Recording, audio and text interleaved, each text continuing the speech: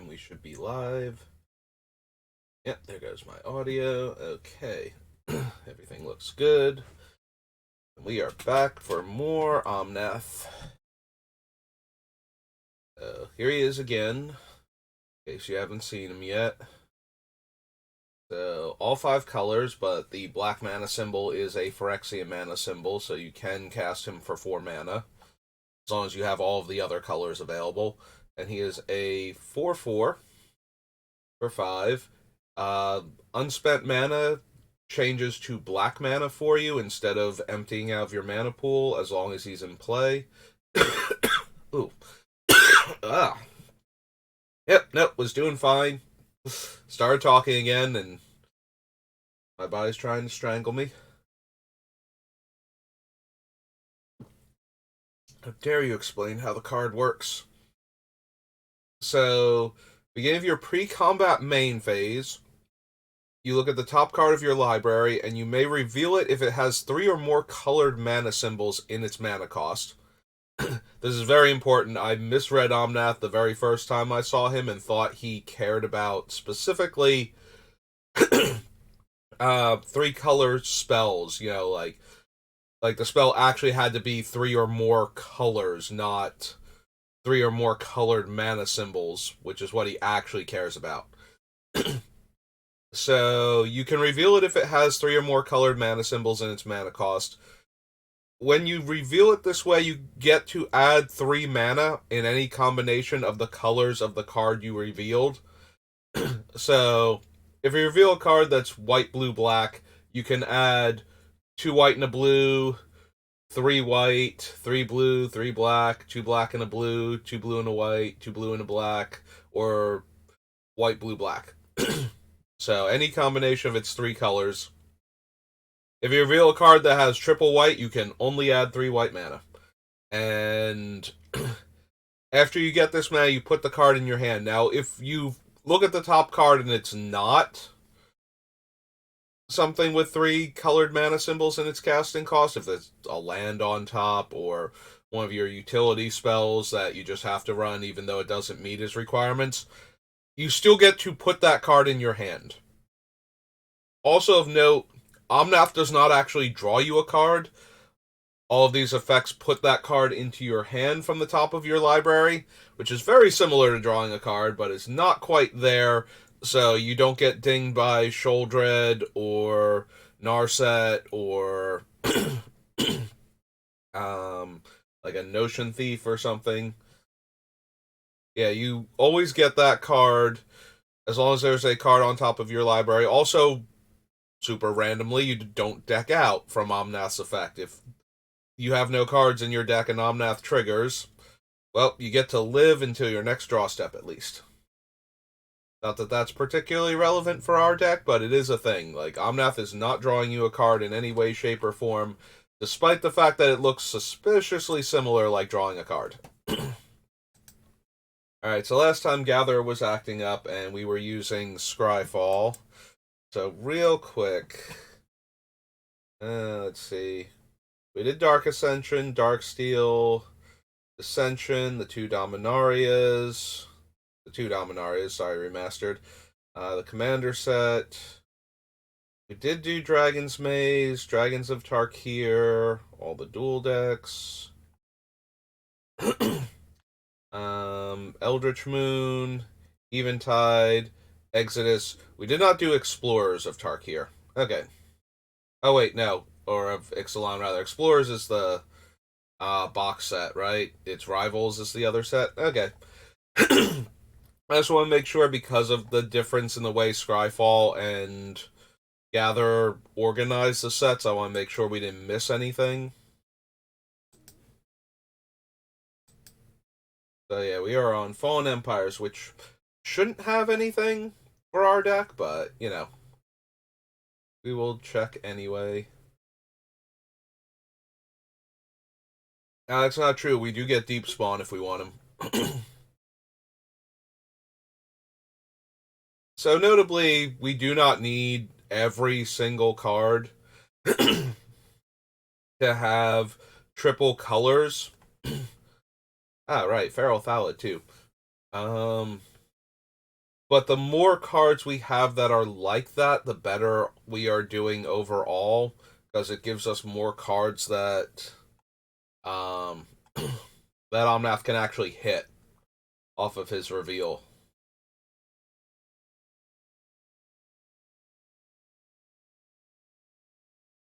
But yeah, I'm not actually expecting anything from Fallen Empires to make the list. But we do have to double check because I genuinely forgot that there were as many cards as there are with triple color in their casting cost. And one of these days I will stop choking to death as soon as I start streaming. I promise. That's not entirely true. I don't usually choke to death in the evening, but when I decide to stream. We've been doing the Final Fantasy VII Remake past few streams.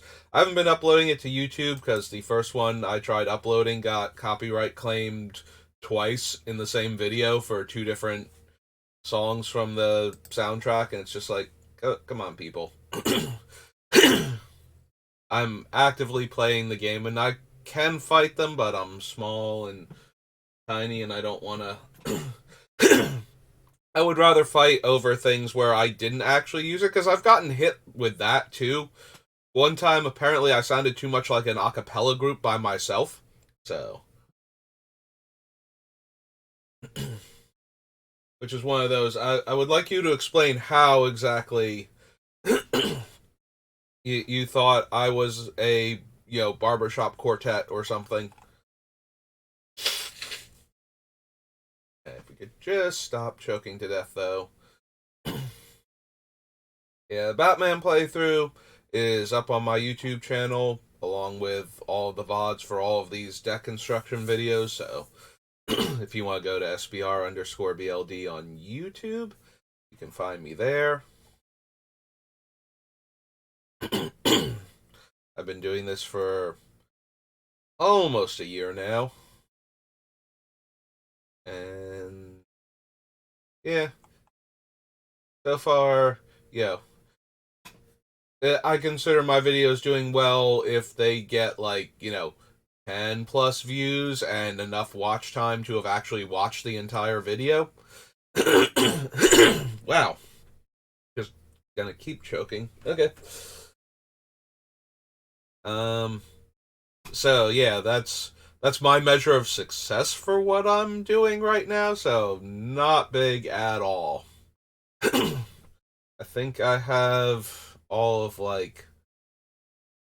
10 comments on all of my videos put together, and that's not counting the ones that I do for the finales of these where I post the deck list.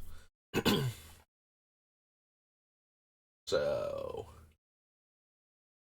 yeah, not the best, but I do enjoy doing this because I would be making decks anyway, especially the past 3. all of these, when I saw them at the end of the Pro Tour, when they're like, oh, by the way, here's your March of the Machine teaser spoilers, and they showed these 3 and Thalia and the Gitrog Toad and Linvala and Drana and whatnot. I'm like, you know what? All of these look super interesting, and I would build commander decks around them. Jingataxius, super cool, flips into an enchantment, that saga that has 3 really powerful chapters and then flips back into himself again. Heliod, if you've watched the video for Heliod, what I wound up doing with him, that is just absolutely disgusting. And now we have Omnath, who is the first 5-color commander that I've actually wanted to build based around the commander and not a concept for the deck. Because my other 5-color deck that I have is a Super Friends deck, and technically it does not matter who the commander is.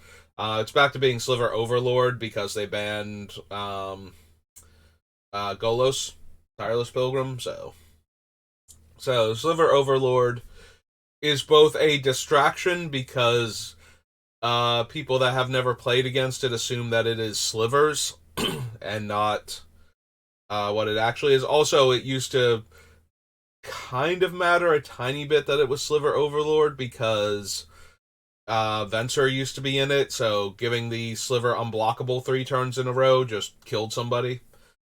But nowadays, it doesn't super matter. It could just as easily be the Queen in order to make 1/1 tokens, but I like the Overlord more because it distracts people. Also, it randomly wrecks Sliver decks that show up. Yeah, I just play my commander and start stealing your guys if you don't play um, Crystalline Sliver fast enough.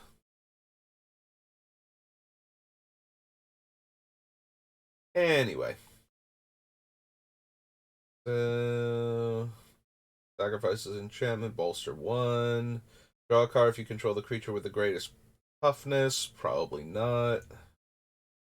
Yeah, we already passed on Sylvana, the mono green one from Take the Crown, so if I'm not interested in her, I'm probably not interested in the other cards that care if I have the biggest creature in any way, shape, or form.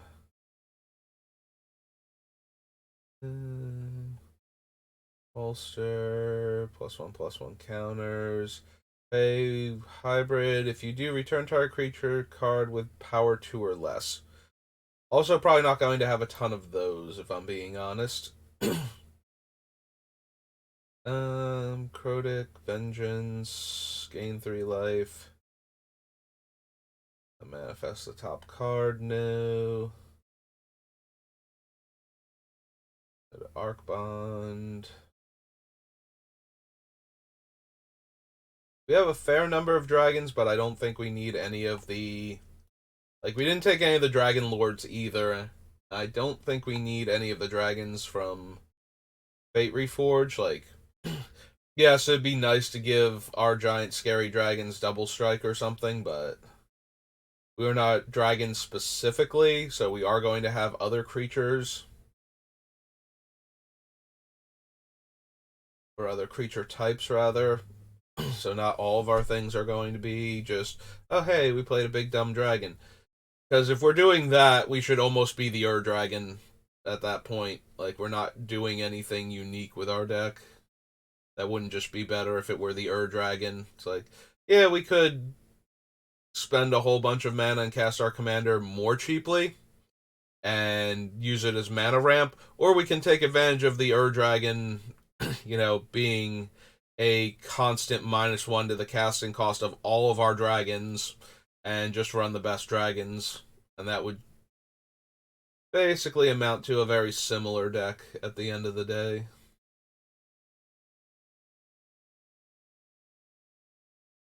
Does your opponent's control block this turn if able, and you choose how those creatures block? Eh, don't think so. Sorry, Brutal Horde Chief. Cascade Defense, Channel Harm, Citadel Siege. No. Cloud Form. No, no. We could run Crux, but it's going to destroy Omnath most of the time, so if I'm going to run a Wrath that's going to kill my commander, I want it to kill everybody else's things too, first and foremost. Destroy target non-creature permanent. No.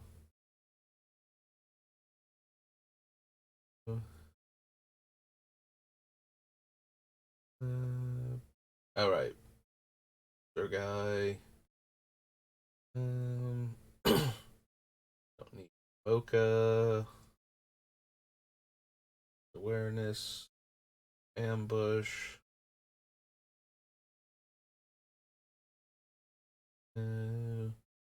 Tax, create a token that's a copy of another target attacking creature that's tapped and attacking. Exile the token at end of combat, and he has dash. Nope.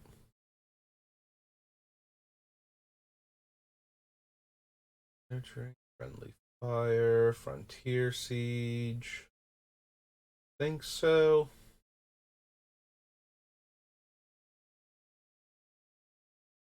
It's not terrible as more ramp, but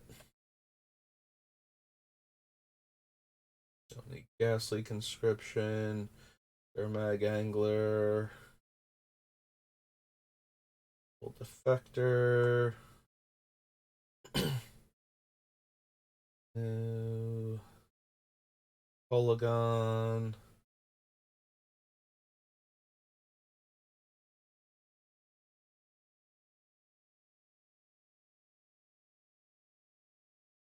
Strike Leader, Woe Eater, Mastery's not doing anything. Think we need Mob Rule.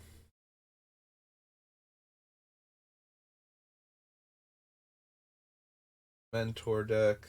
Yeah, we don't need the Siege. Don't need Ojutai. Outpost Siege, no. Palace Siege, probably not.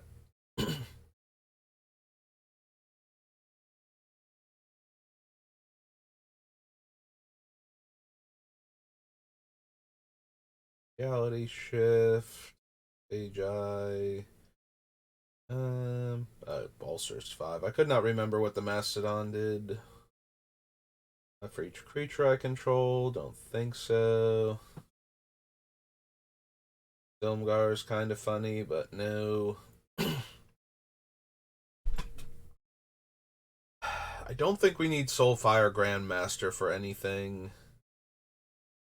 Adding 4 mana to the casting cost of my instants and sorceries is not unreasonable with our commander. Like, if we flip up a spell that's like, the Esper can't be countered Vindicate from, like, Nuka Penna, we could very easily have the 4 mana to buy it back and just cast it there. Like, Omnath gives us the 3 mana to cast it, and then we have 4 mana in play because we've already cast Omnath.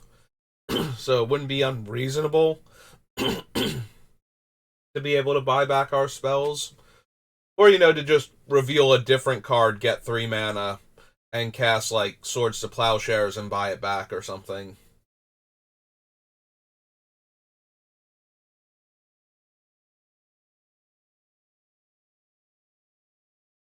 I still don't think I need it, but there's a little bit of temptation.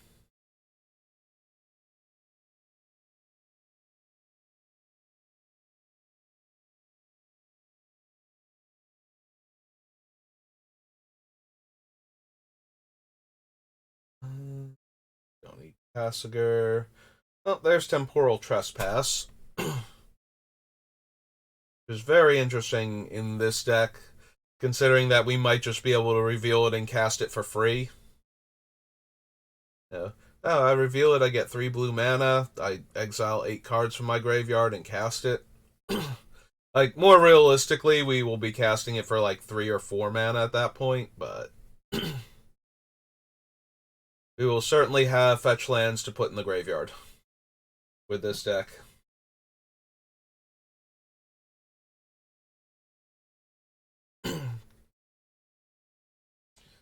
um, yeah, ultimately, I don't think I need it, but it is a card I could be running. The first tree, Whisperwood Elemental, right into being, Yasova.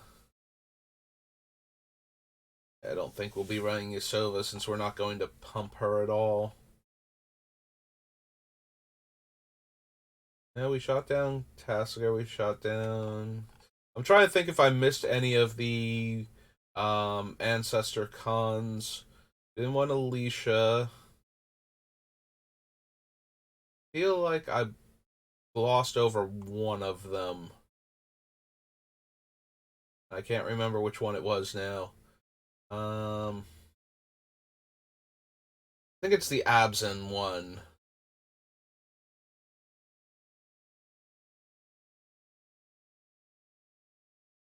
Yeah, I can't remember what the Absent one is. Alright, so we got our Soulfire Grandmaster potentially.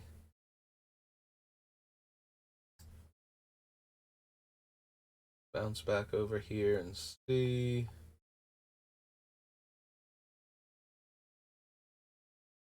Yeah, I know we didn't want any of the Dragon Lords, but I cannot remember. Ah, yeah, it's Dagatar. Okay. Alright, so Fate Reforged. I'll add the Soulfire Grandmaster. I don't know that we're going to have room for it.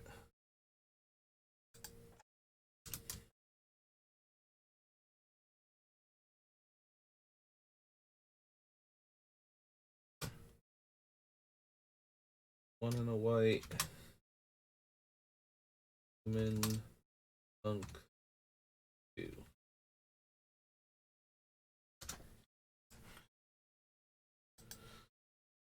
But yeah, I can definitely see it working in the deck. I just don't know if we're going to want to bother with it. There's so many cards that have the potential to make it into this deck. Oh, cool. We finally have a deck where we might be able to run one of the Bringers if we want to. Oh, whoops. I said 5th Dawn, not 5th edition. You put words in my mouth. Or on my search bar. Nope. No to acquire. For each color, return up to one target card of that color from your graveyard to your hand, then exile All Sun's Dawn.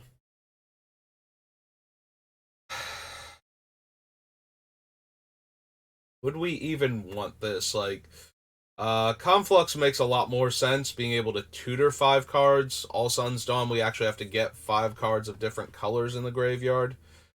Certainly doable, but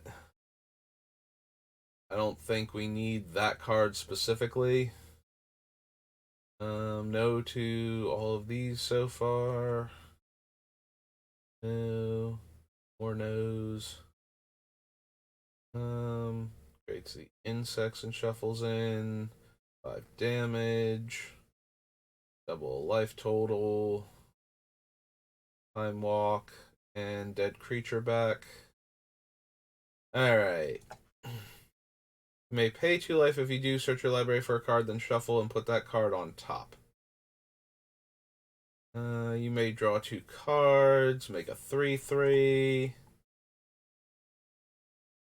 Threaten a creature. And return an artifact from your graveyard to the battlefield.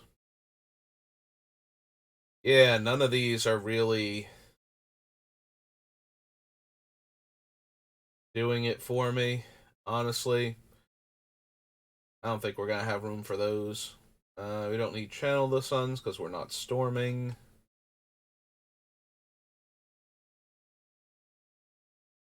Don't need Composite Golem for the same reason. There's Bauble. We might want Crucible of Worlds, though. Like I said, we'll be running all of the fetch lands, so Crucible.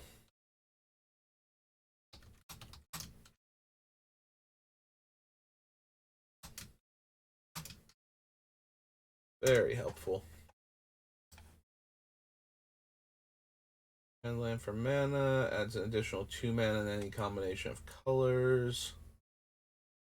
Mental Node, Door to Nothingness. As funny as it is, like, that's a lot to do to kill one player at the table.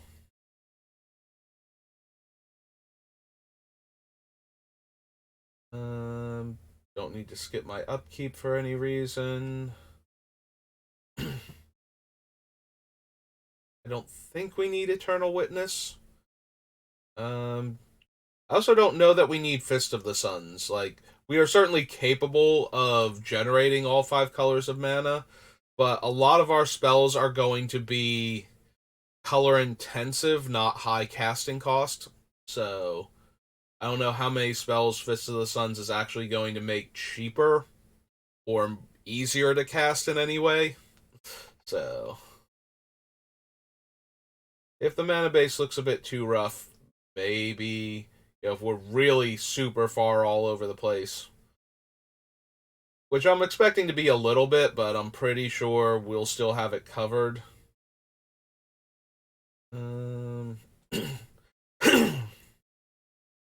Yeah, so far none of these Sunburst cards have been there where I'm just like, yeah, no, that card. That's the card I want in my 5-color deck.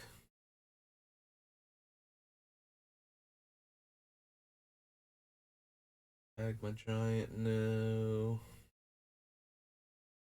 Frost Vampire. Echo Synth Golem.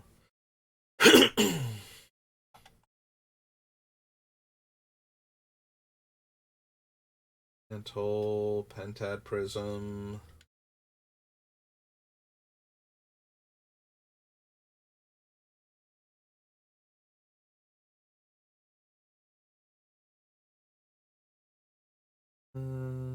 No. Versal. I don't think I want Roar of Reclamation.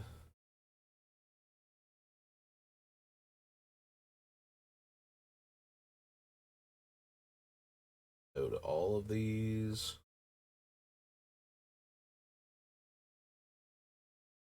Sunburst, remove 2 counters, remove a counter from target permanent. Nope.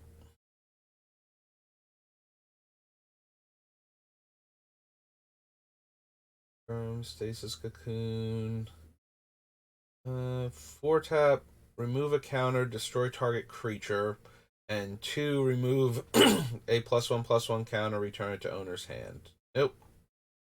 Don't need the mirror. No.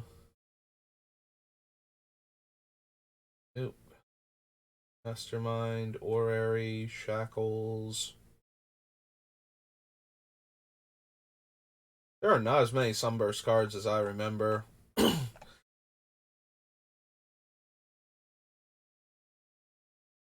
Feel like I passed the one that lets you draw cards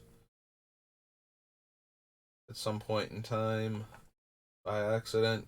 Because I forget exactly how many counters you have to remove. I think it's all of the counters, basically. But there's the arrows and the heliophile. I could have sworn there was one. Maybe I got distracted because it was near the bringers. Yeah, it's the Etched Oracle, right? I got distracted by Eternal Witness. So remove 4 of its counters, which would be all 4. Target player draws 3 cards. Yeah, with no way to proliferate consistently, because I'm not expecting to run that for any reason.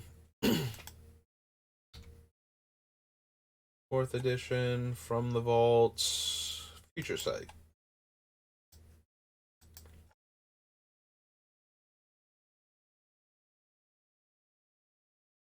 Alright, don't need Memorial, Salvation Angel, Arcblade, Line Sensor, the Grandeur Legends. Go to Bridge from Below, since you never even want to cast that thing. Coalition Relic? Probably. Okay, so Future Sight.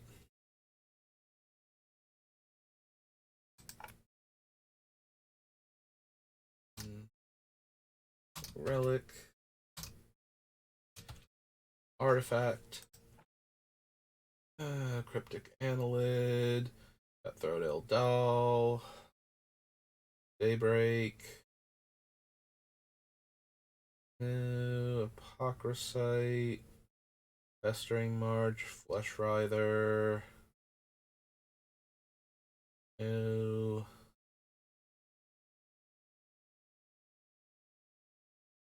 Use Heartwood. Imperiosaur. Yeah, Imperiosaur is actually uncastable in our deck. With how I'm planning to do the mana base. I don't think we need Joria.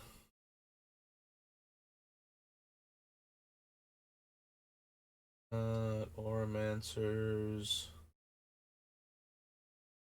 Abyss, no. Future. Probably not. I think I'd just rather run Future Sight. And I don't think we need both.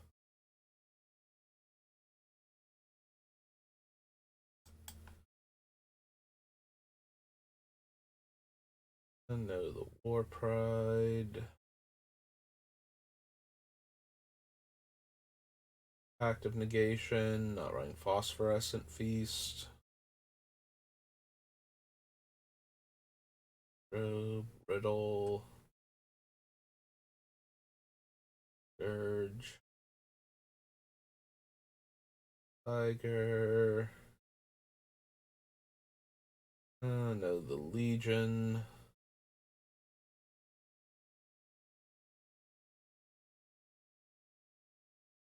Yeah, I very seriously doubt that we're going to be running any of the 5-color slivers. Terex. I already said no to all the grandeur creatures. I did forget Terex actually had 3 red in his casting cost. Nope. Okay.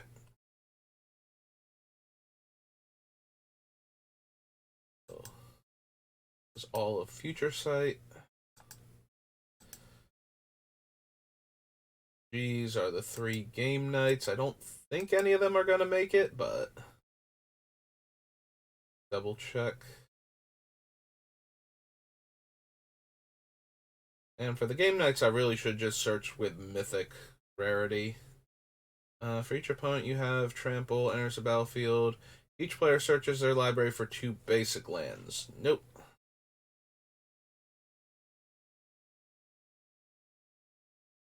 Enters the battlefield, create a number of 1/1 Goblin tokens. Source you control would deal damage to an opponent this turn. It deals double damage to that player instead.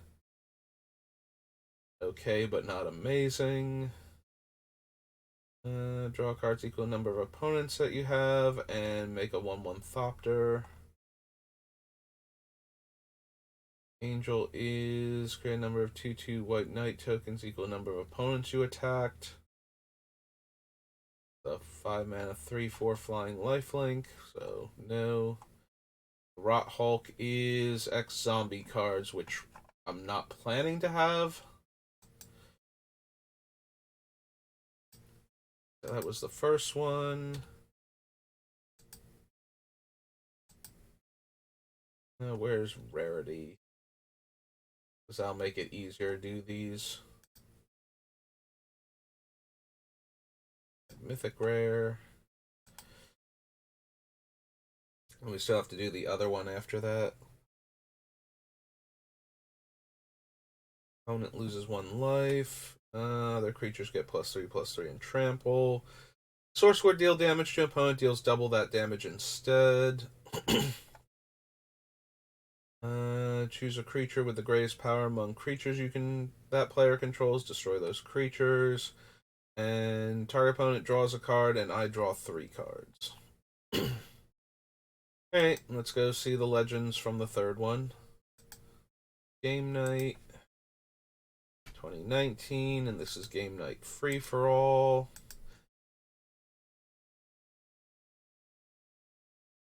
Alright, cards that were reprinted at Mythic Rare. So from the vault card.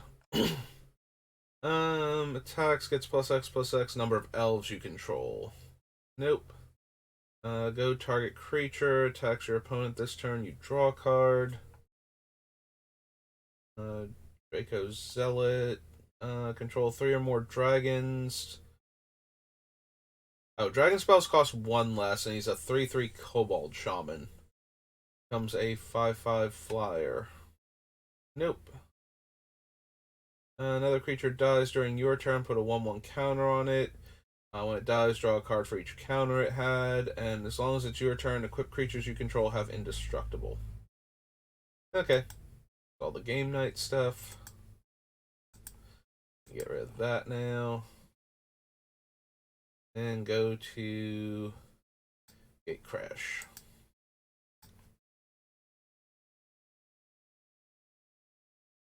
Active Treason, Snapjaw, Aerial Maneuver, Aetherize, Alms Beast, Skirmisher. No, don't need Assemble. Do we want Aurelia and her extra combat step? Probably not.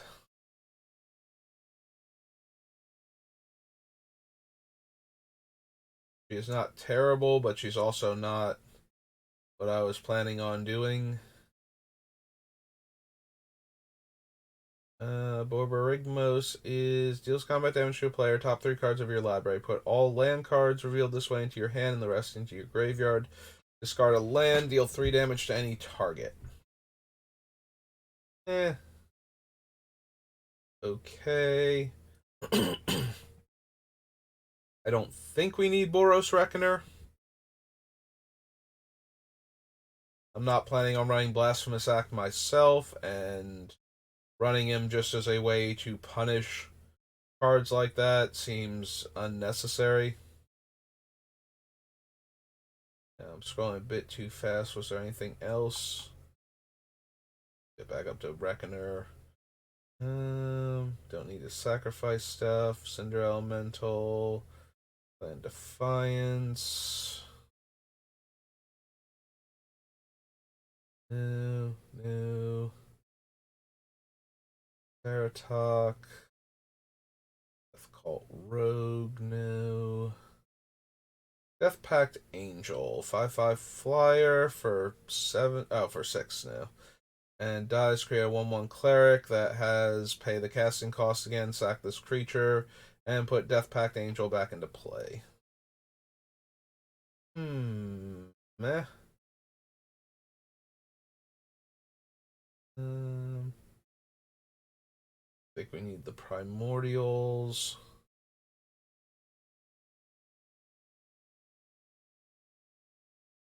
Raid, no.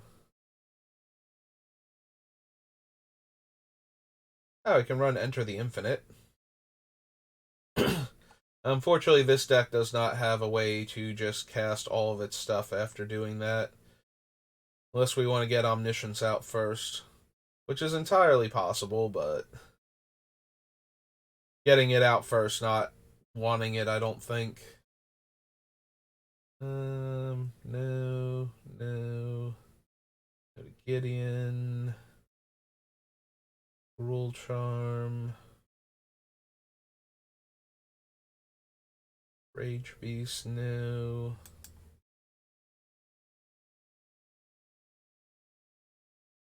Fire Sage. Elkite Tyrant. Elkite Tyrant is one of the ones that I like to run just because everybody's running tons of artifacts, so if you can just poke them for damage with the Tyrant, you get to grab all their stuff. And he's a 6/5 flying trample, so actually poking in for the damage, usually doable. The biggest thing about it is you normally have to give it haste, otherwise it just dies before you get to do anything with it. Nobody wants all their artifacts stolen. Has to be exactly X, so no to Servitude.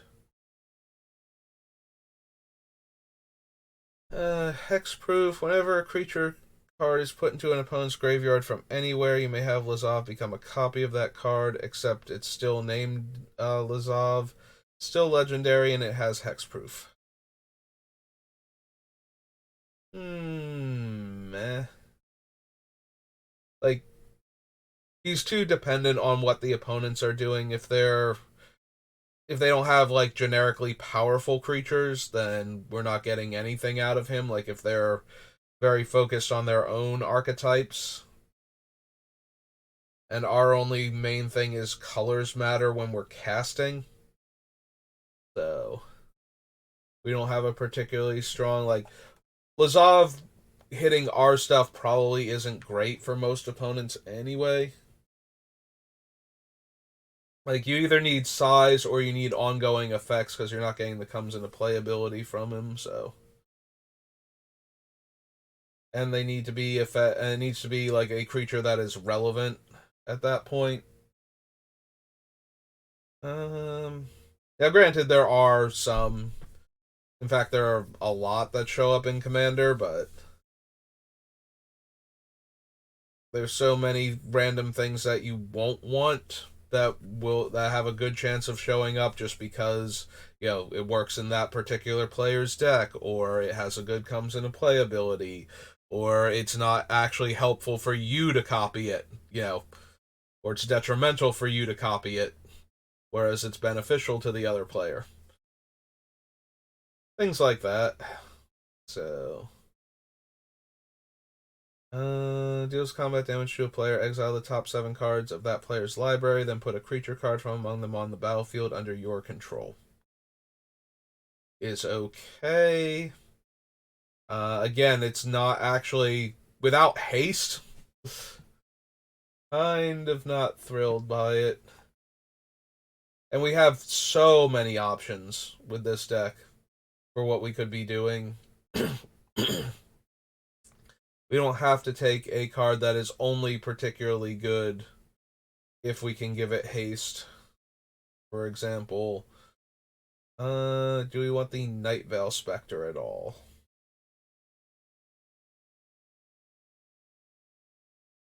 We are all 5 colors, so we can cast anything that we steal.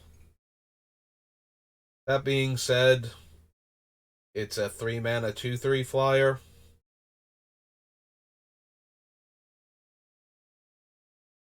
Like, it's not incredible or anything.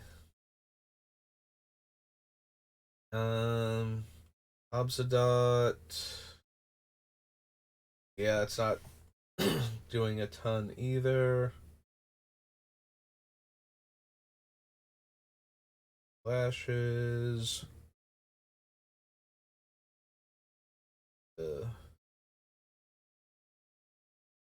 One thing. Prime Speaker Zagana. With 1/1 counters on it where X is the greatest power among other creatures you control. Enters the battlefield, draw cards equal to its power.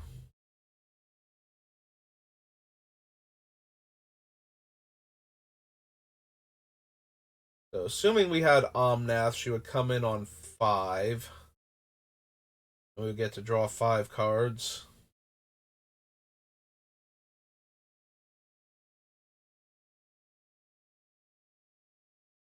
She's 3 mana with Omnath's trigger.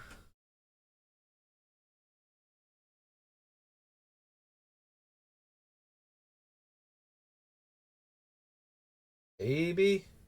Maybe just as a massive card draw. That's also an okay creature when it's in play.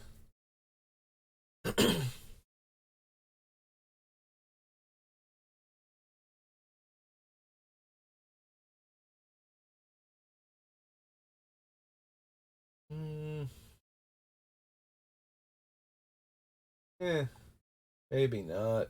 Rowboat Raiders, put a 1/1 counter on it for each attacking creature you control. No. And not running any of the Primordials.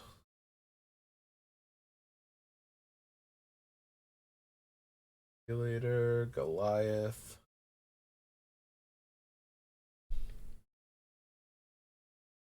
So yeah, I don't think we need Prime Speaker Zagana, mostly because while we are going to be getting extra mana from Omnath pretty consistently with this deck, if we build it right, we also are only going to be able to cast 1 to 2 spells per turn, so drawing 5 cards off of Zagana, like, we'll have card draw in here anyway. I don't think we need to put Prime Speaker in here to draw a ton of cards. I think we'll have other options. So, don't need Spark Trooper.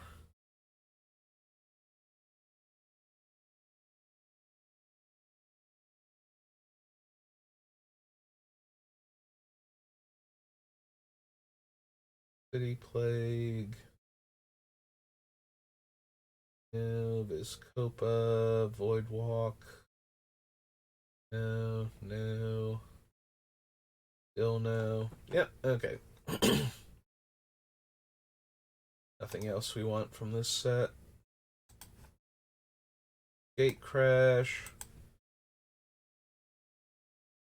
Gift Pack.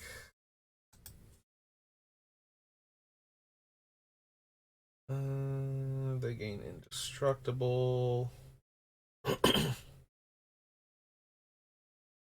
Our opponent's creatures attack. Dice goes back to hand. +1/+1 until end of turn for each land I control. And dies, destroy target creature an opponent controls and gain 4 life. Nope.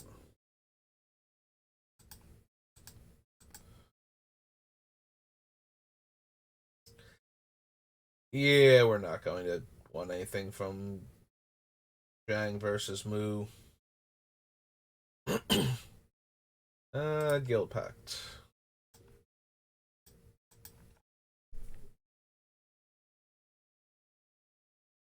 Overthrall, no. Abyssal Nocturnus. Aetherplasm. That's the one that blocks, yeah. Angel of Despair. 7 mana, so we get her down to 4. And she's a Flying Vindicate.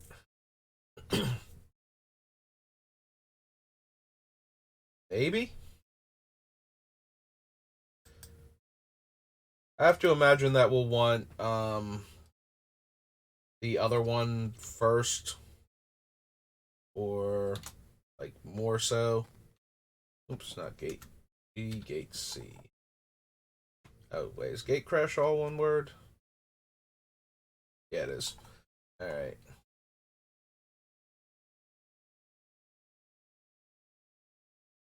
Oh, wait, this is not Gate Crash, this is Guild Pact. I'll be okay. I'm like, wait a minute, this isn't Gate Crash. Gate Crash is the one from Return to Ravnica. Angel of Despair.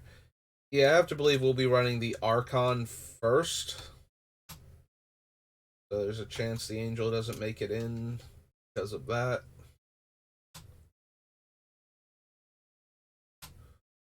5/5.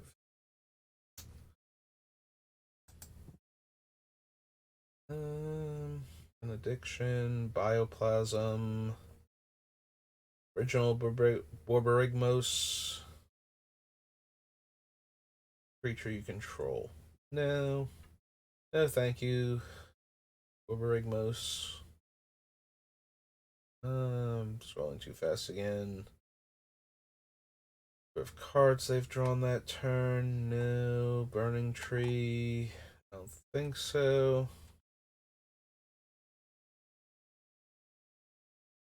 Don't think we need the Culling Sun. Debtor's Knell, on the other hand. Debtor's Knell is a particularly nasty thing to have going. 4 in hybrid, right? Yeah.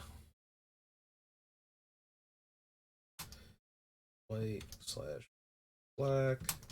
White slash black. Slash black. Enchantment. Okay. Yeah, Debtor's Knell. So normally the problem with a card like this is it's normally your graveyard, so the opponents just have to exile all of your stuff, and you won't be able to get anything back, but with the Knell, it actually keeps taking from anybody's graveyard, so everybody has to keep the other graveyards clear also, and not want their own stuff back. You know, granted, Debtor's Knell is bad if they have, Homeward Path or effects like it, but other than that, just stealing their best creature that's died every single turn is usually good enough. Alright, the Nephilim are in here. Deals combat damage to a player, create a 1/1 sand creature for each land I control. It's a 3/3, so probably not.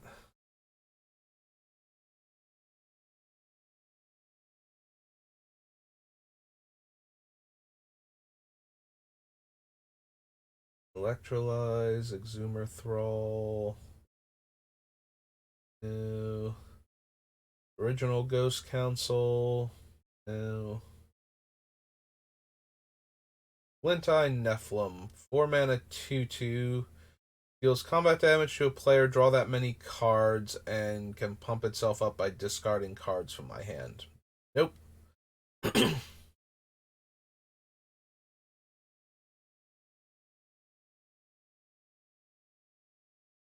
Guild Mage, Ghoul Turf, Warplow,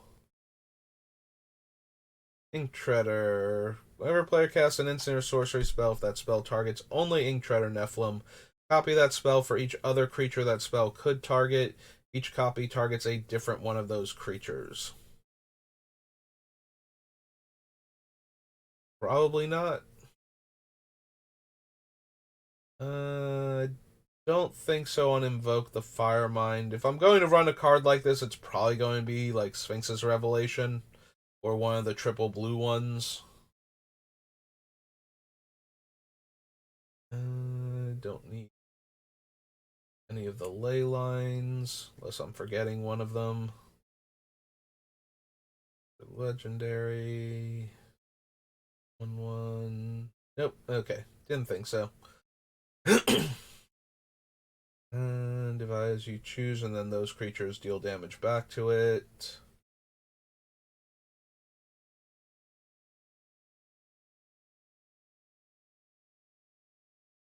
Reliquant.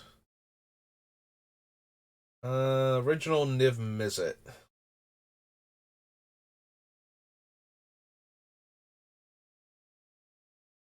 Again, probably not. Like, we are not drawing tons of cards all of the time, so we're not triggering Niv Mizzet that often.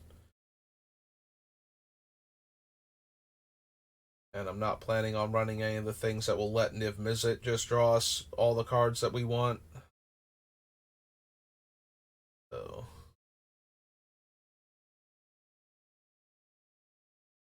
Luke Steed, Souls of the Faultless.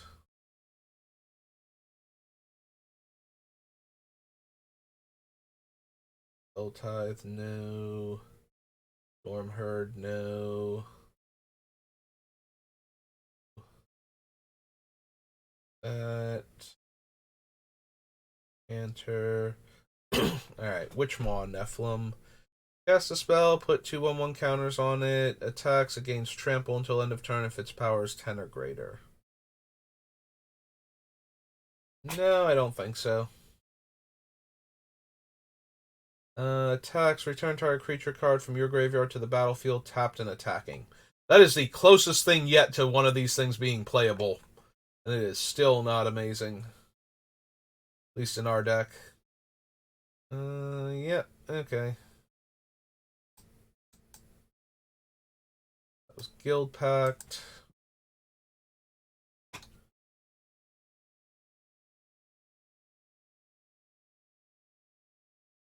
Guilds of Ravnica, and then Homelands. Alright. What have you got for me, guilds? Anything cool? Indrik, Thorium Elemental, Arclight Phoenix. Assassin's Trophy is a little bit tempting, just the utility of it. Yeah, okay.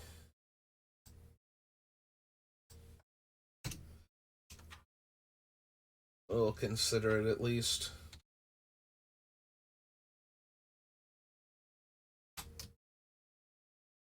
Black green instant.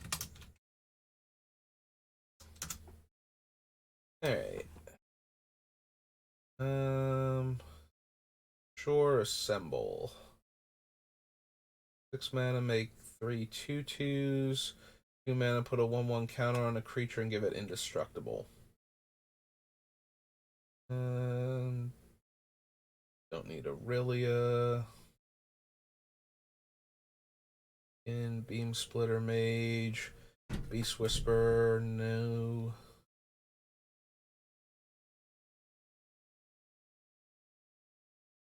Nope.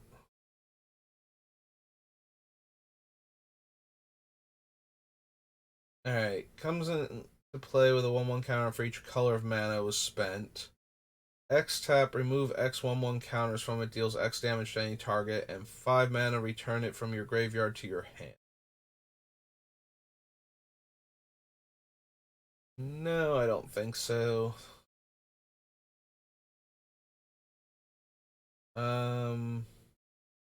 Was this where? No, this was not where a chromatic lantern first got printed. That is Return to Ravnica. Vigilance dies create 2/2/2s.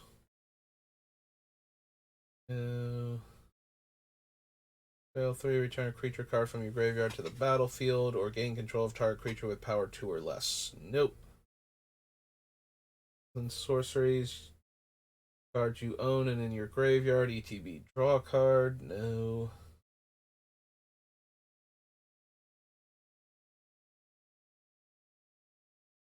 Visit, no. Deafening Clarion, no. Cover up, Informant.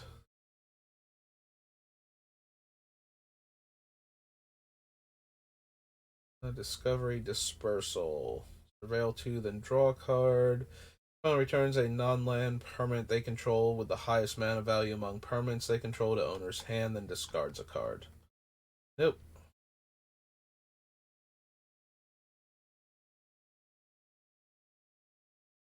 Electrostatic Field. Marisol the Accord. Prada.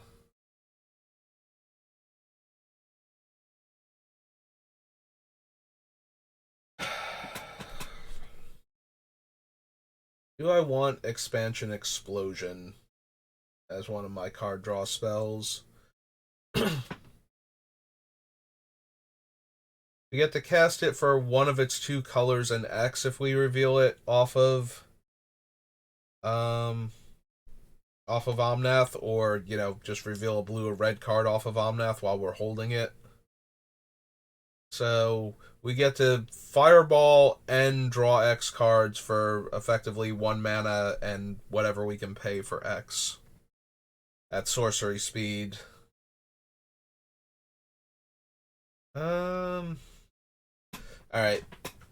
It's definitely one of the contenders if I want an X spell that lets me draw X cards, so we'll add it to the list.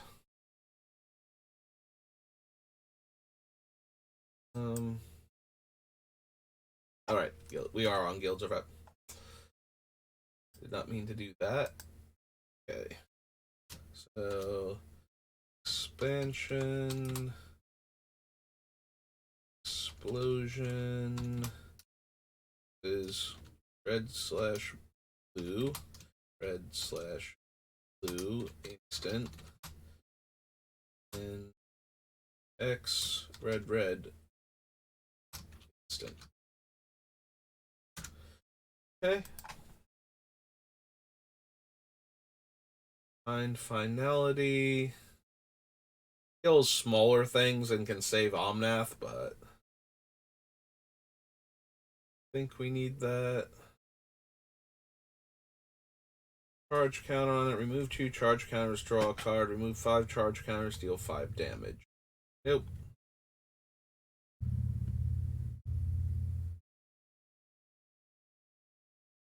Yeah, if it didn't have to be a basic Forester Plains, maybe. Actually, nah, the other half only gives +2/+2 to my creatures. That's not worth it, so.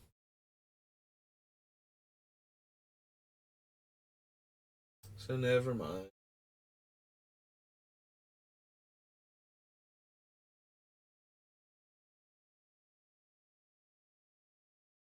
Mindbroker.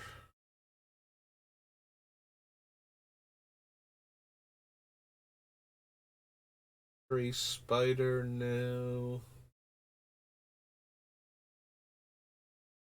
Guild Mage. I think we need Impervious Great Worm.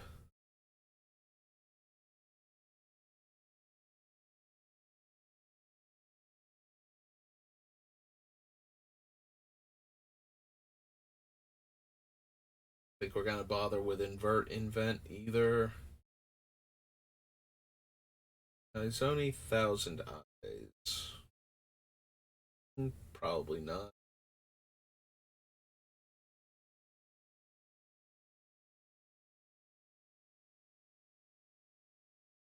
That Lazov was never particularly good. Yeah, the other Lazov was stronger, and we didn't want him, so. Legion. Sidon Restore, no. March of the Multitudes.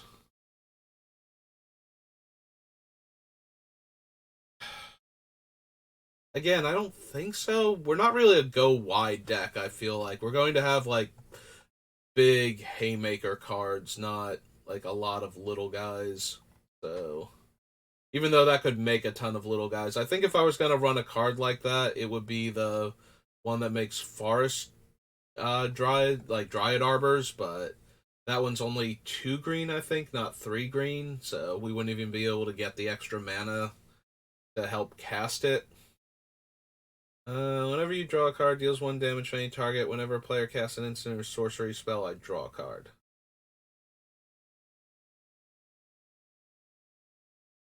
That one's a little more tempting than the other Niv Mizzet, mostly because we are likely to get to draw a card off of the thing that kills him, if nothing else.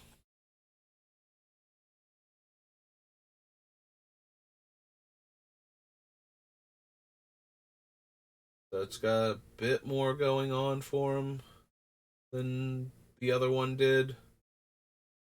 Because the other one, we have to have it live long enough to draw a card with it in order to start doing the thing.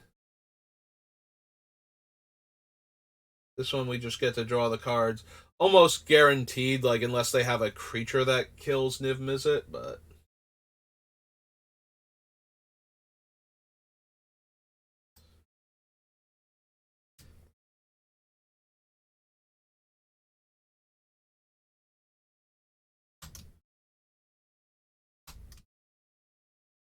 Three, 6, dragon. He's a 6/6 in this mode. 5/5. Oh, also, right, Niv Mizzet is a wizard.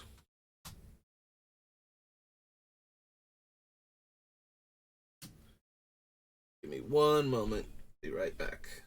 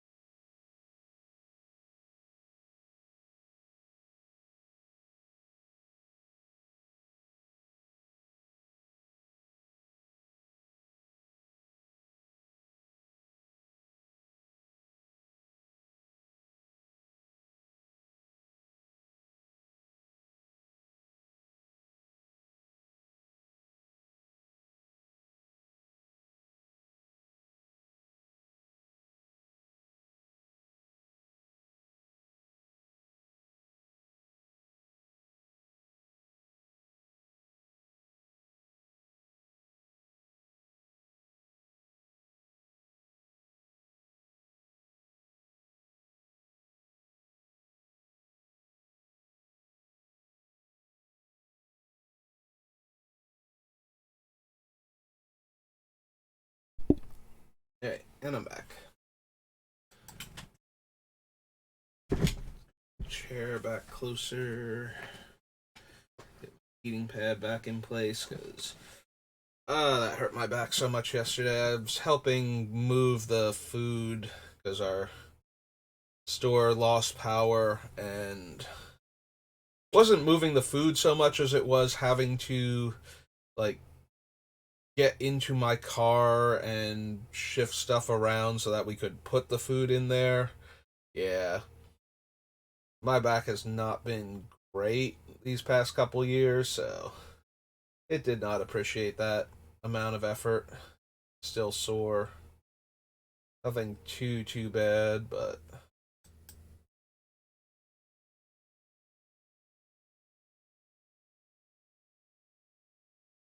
response resurgence.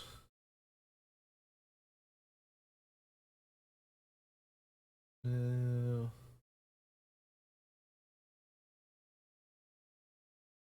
Factor, ritual of soot.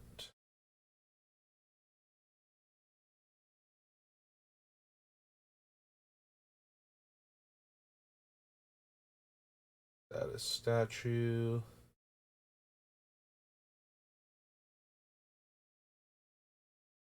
Vapor. Or strike.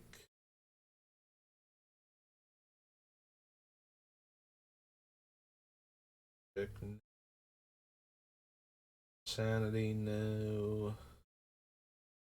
Doesn't use storm, no. Tristani Discordant. In fact, Tristani Discordant is really bad as one of the other homeward path effects that we could run into. Fire Captain. No. Although it is another Boros Reckoner type effect, but I don't think we're going to bother. We're not bothering putting like those two in there to try and set up like a Blasphemous Act turn or something. We're gonna have so many cards that we want to run or that work with each other but don't work with the rest of the deck, so.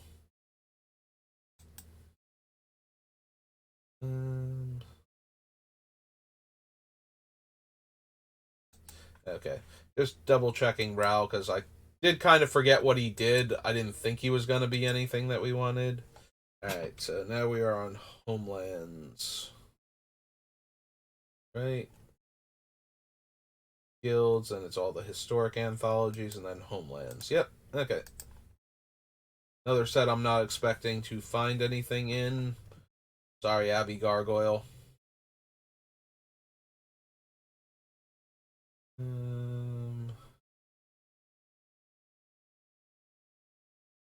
Spirit Crafter, no.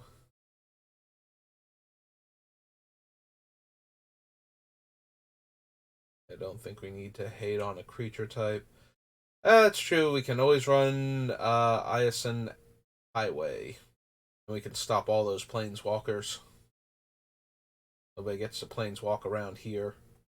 Baron Sengir, cool, but not happening. Cool, but not good. Being a giant angry Sengir vampire. I think he's one of the cards that got them to start putting creature types on Legends, even though it took up a line of text in the text box, because you used to only have one creature type, really, and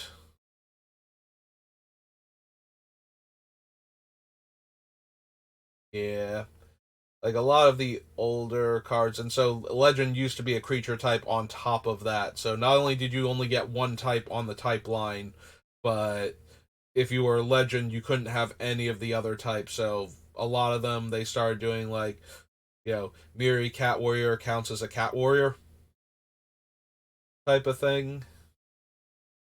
Yeah, people are right. Grandmother Sangir is a human wizard.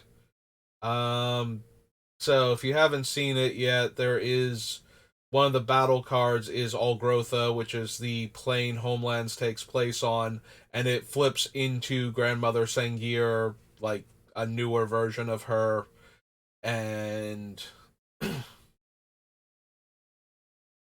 it was pointed out that she's not a vampire, and apparently that is true. She is just not a vampire.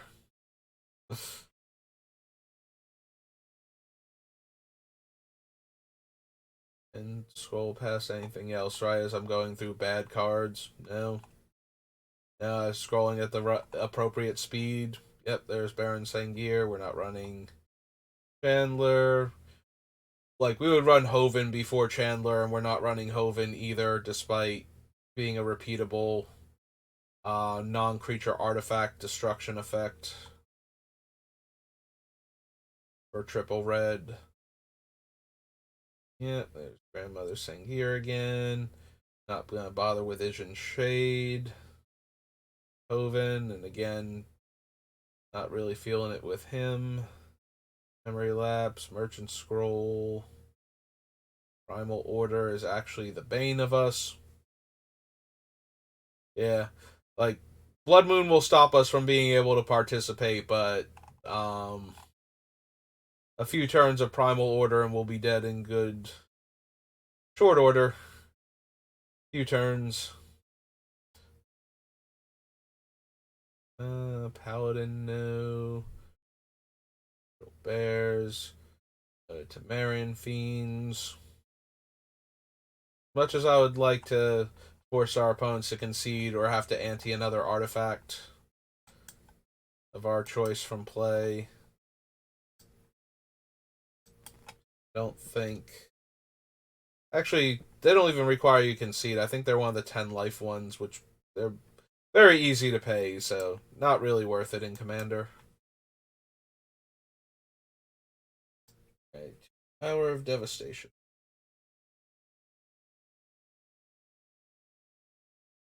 Sarcophagus, a Braid. Bouncer, no. No, no. Nope.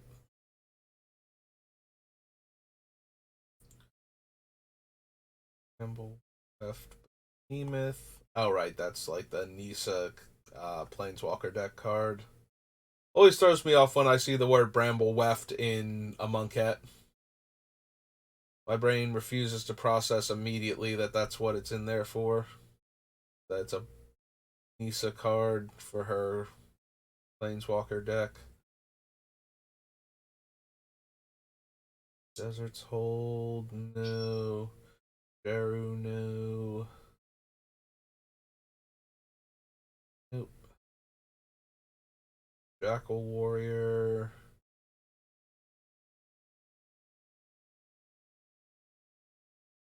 Walla. God Pharaoh's Gift.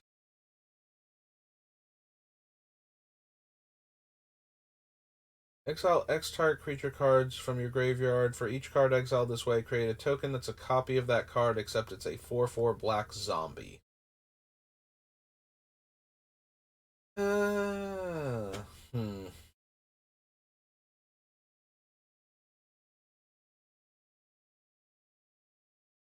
Yeah, we don't need Devastation. We don't need Glory. There's some merit to Hour of Promise. If only because it gets two non-basic lands into play, but we're never going to get deserts, so we're never going to get the two zombies out of it. Hour of Revelation.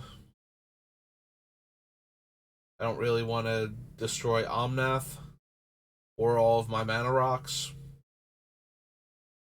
So, yeah, Hour of Eternity is the only one of them that makes any sense. Yeah, I'd rather just run Debtor's Knell, I think.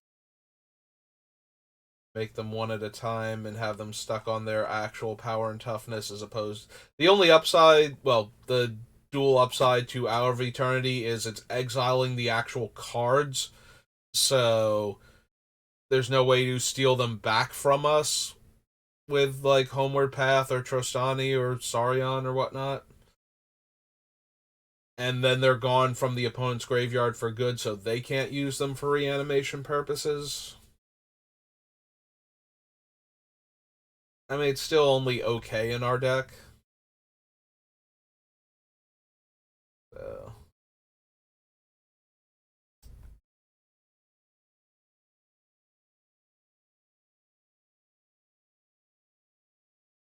Last word. Life goes on. Minarch. Farm to Market. Rajmir.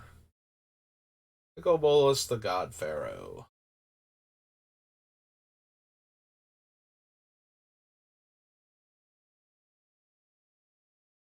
Eh. I mean, it's okay, but not amazing for what we're doing. Like, yeah, it's really neat to get him out on, like, turn 5, but maybe turn 4 under ideal circumstances.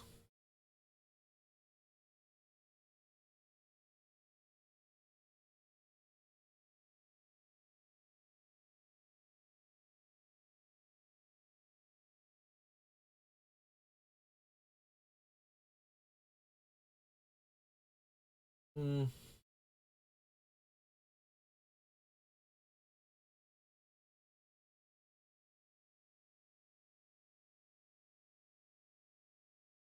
The Deceiver's not anything. Not that I was expecting him to be, but there was always a chance that because it's Bolus, they gave him something to work with, but yeah, God Pharaoh's just infinitely better on all fronts, and he's still not. Eh. Yeah, I think we can do better as far as our big scary value cards go. If Overwhelming Splendor was triple white and 5, I might actually seriously consider running it just to mess with the one player that gets hit by it. Alright, Razaketh. Razaketh is a thing we could theoretically run. I don't know how many small bodies we're going to have for him, but he is definitely a card that we can run. We are still in guilds. I need hour. I was gonna say it should actually be just a few things up, but hey, Razaketh, the foul-blooded. 5 black, black, black. Demon 8/8, I believe.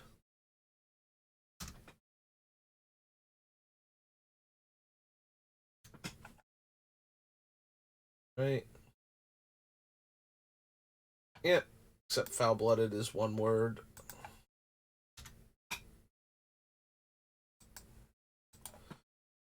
Okay, Razaketh's right now. Enra, Survivors. Onus's Last Stand. Upo.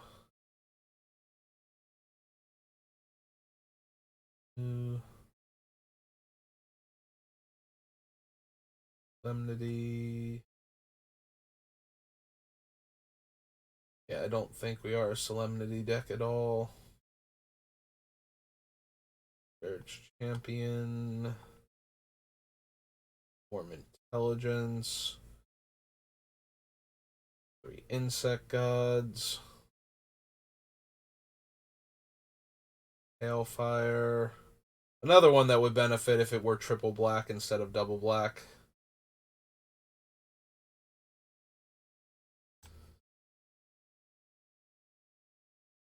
Seer. Wildfire Elemental. Zealot of the God Pharaoh. Or Wildfire Eternal. Elemental. Nope, okay. Alright, so that was our Ice Age. I don't think has anything fun triple casted, but or triple colored. It's not gonna have gold cards with like 3 mana symbols on it. Anarchy,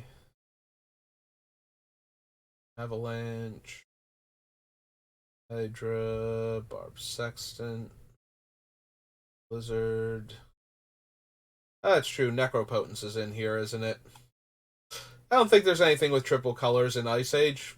Certainly not one of the most famously broken cards ever. Certainly not that one. That would be silly if that were in here. Who could possibly forget that thing being in here? Like, nobody. Nobody who's been playing for nearly 30 years. Yeah, no to Chaos Lord.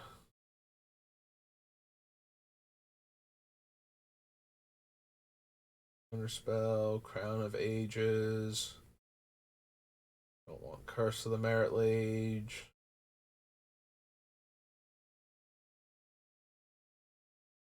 Target white or black creature from a graveyard to the battlefield. It gains cumulative upkeep 2. Oh, right. Cards like Earthlink are also in here. I did forget about them. Beginning of your upkeep, sacrifice Earthlink unless you pay 2. Whenever a creature dies, that creature's controller sacrifices a land.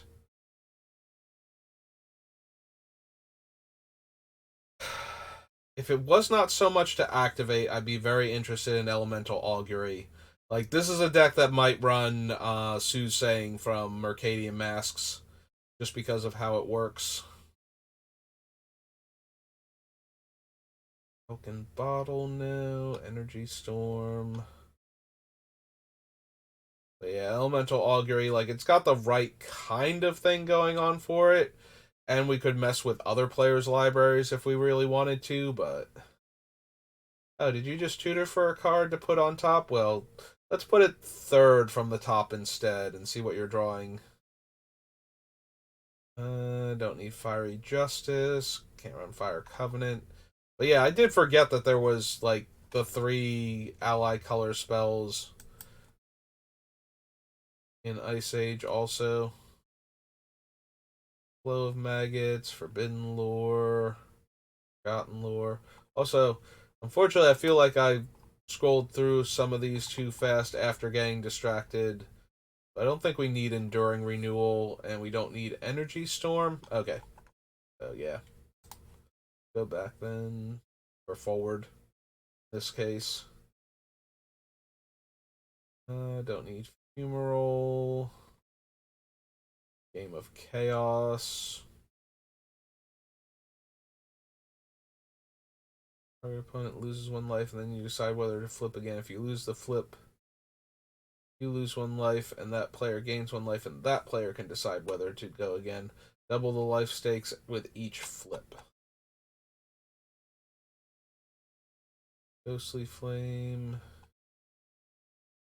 Trapdoor Spider. Glaciers. Goblin Liar. Hollow Ground. Hecatone. Hurricane of Faith. No. Icequake. No. Ranger. Incinerate. Infernal Darkness. Cat Mask. Jockey Hulps.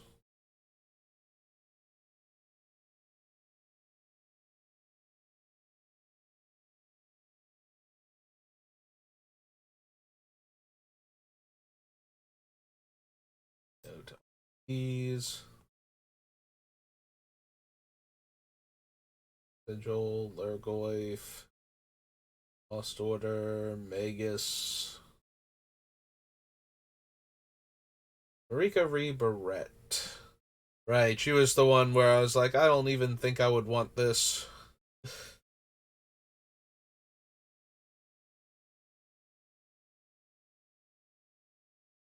Also, I have no idea how I'm untapping her, so...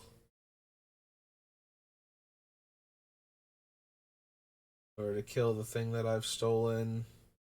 Deals 5 damage unless you sack a creature. It deals damage this way. Tap it. Tap it to destroy target creature or land. Think so. Don't need minion of Tevish Shazat. Mudslide, Mystic Might, Mystic Remora.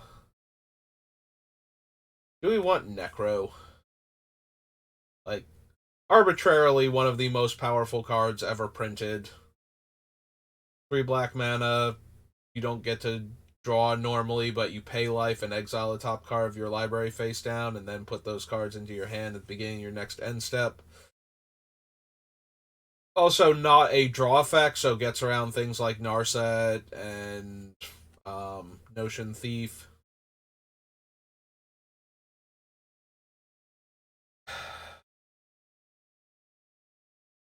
I don't know how much life gain we're going to have to make sure we're powering this thing properly throughout the entire game, but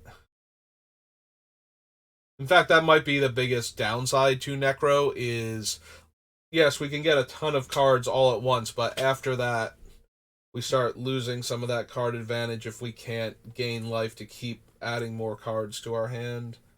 And there's not a whole lot of life gain cards I can see myself running with this deck. We do have Debt to the Deathless on the list so far, but I don't even know if that's going to make it. I don't expect us to run, like, Exsanguinate, although maybe. Um,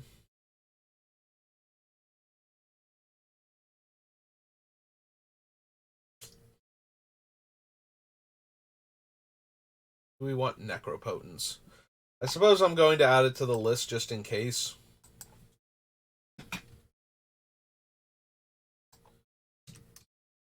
Necropotence. Black enchantment.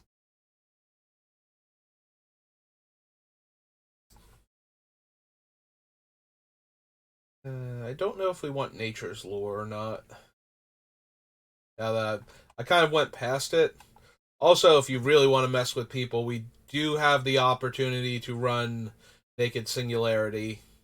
Although that one is nearly impossible to maintain the upkeep on. Although it's way easier than the blue one that weirdly is also in this set and basically does the same thing. Like, did we really need 2 different cards? I think it's Reality Twist as like the little chessboard getting Mobius stripped.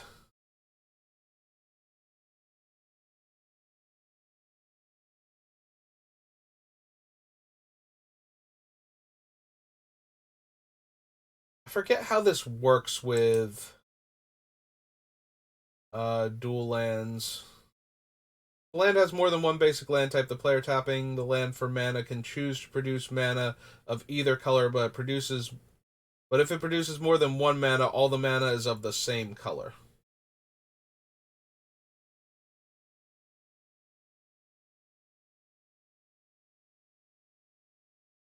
Okay, so it does still, like, our triomes and whatnot are still triomes, they're just triomes in different directions.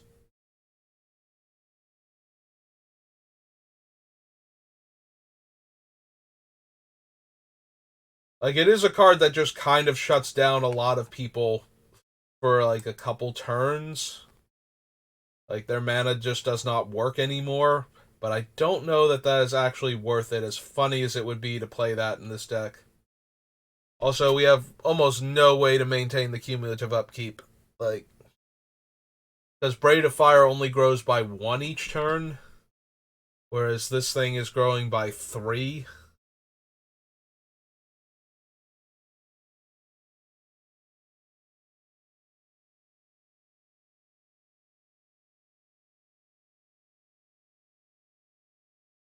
Hmm.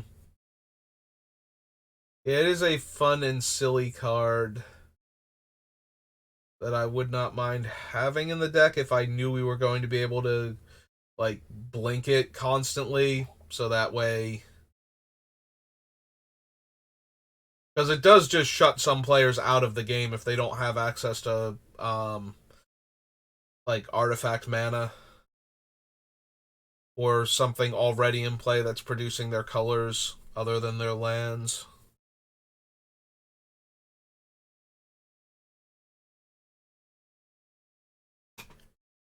Yeah.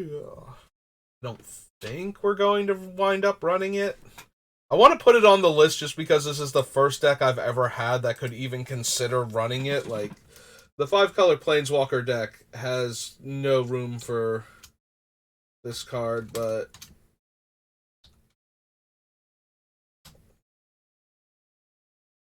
a 5-drop. Sorry, it is an artifact. And as for the Nature's Lore question, we're going to add it to the list.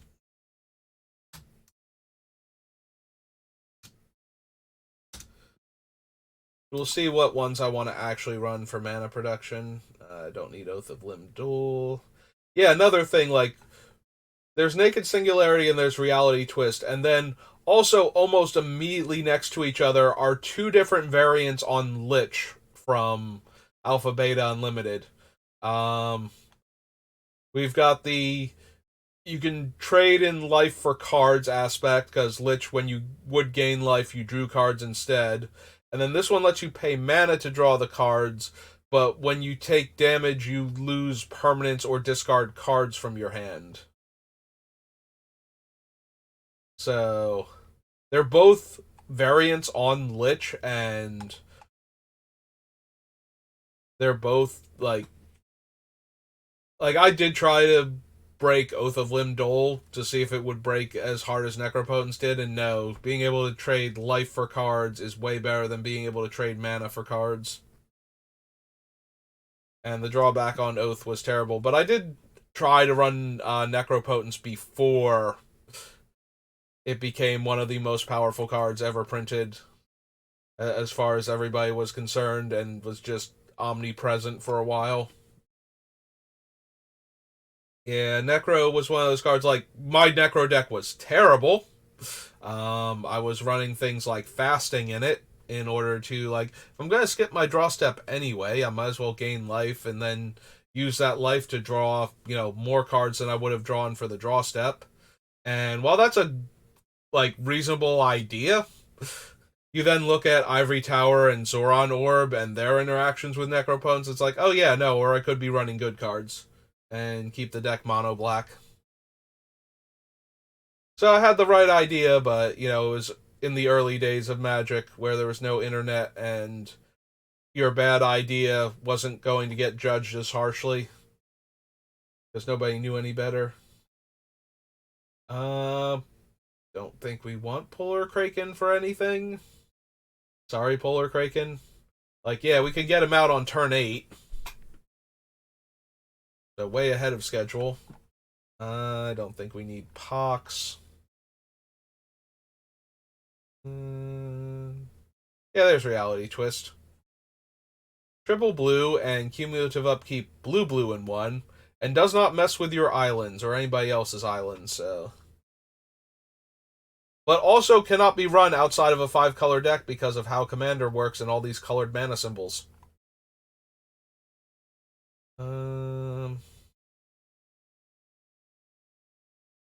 Oh, also, we have Infernal Darkness and Ritual Subdual also in this set.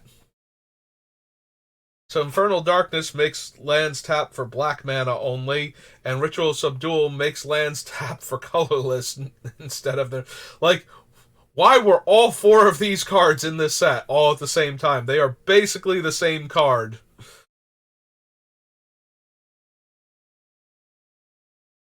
For all intents and purposes, like, every single one of them is messing with the colors of mana that your opponent's lands can produce, and your lands kind of too. But you should be prepared for it. Like, how are all 4 of these cards rares in this set? I don't think I ever realized that there were 4 different cards that all mess up how your lands produce mana. I knew about the 2 obvious ones because, they stand out because they're nearly identical, but then there are 2 more that are also just that, and that never clicked with me that all four of these things are in the same set. Like somebody really, really wanted to mess with mana production, and nobody was there to say, "Hey, maybe one of these cards at rare is fine, and we can open up rare slots to other more interesting effects."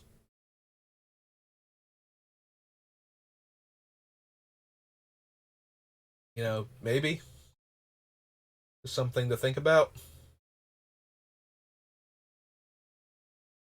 No, pirate ship, skeleton ship. Yeah, I'm too busy being distracted by the fact that skeleton ship is a legend.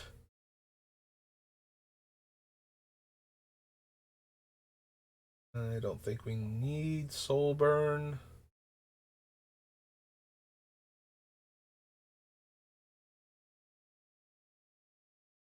Oh, that's true. I did not think of that. Maybe the reality twist, because I'm looking at Soulburn that used the red mana symbol in its game text, but has it spelled out in its Oracle text so that only the black mana symbol is present. So from the Oracle text, this thing is still a mono black card for commander purposes. So now I'm wondering if it spells out the names of the mana symbols on the other things. I don't think I need a 6 mana 3/3 flyer that taps to deal 2 damage to a target. I could be wrong about that, but I don't think we need that. We'll add swords when we get to beta. Under L for limited edition. I don't think we need the Witigo. Go to all of these. Wrath of the Merit Lage, Zoran Orb. Alright, so now I'm curious. Does Reality Twist actually use all the... Okay, so Reality Twist has all the mana symbols on it. And I'm gonna guess the other one does too, then. Like, in its official...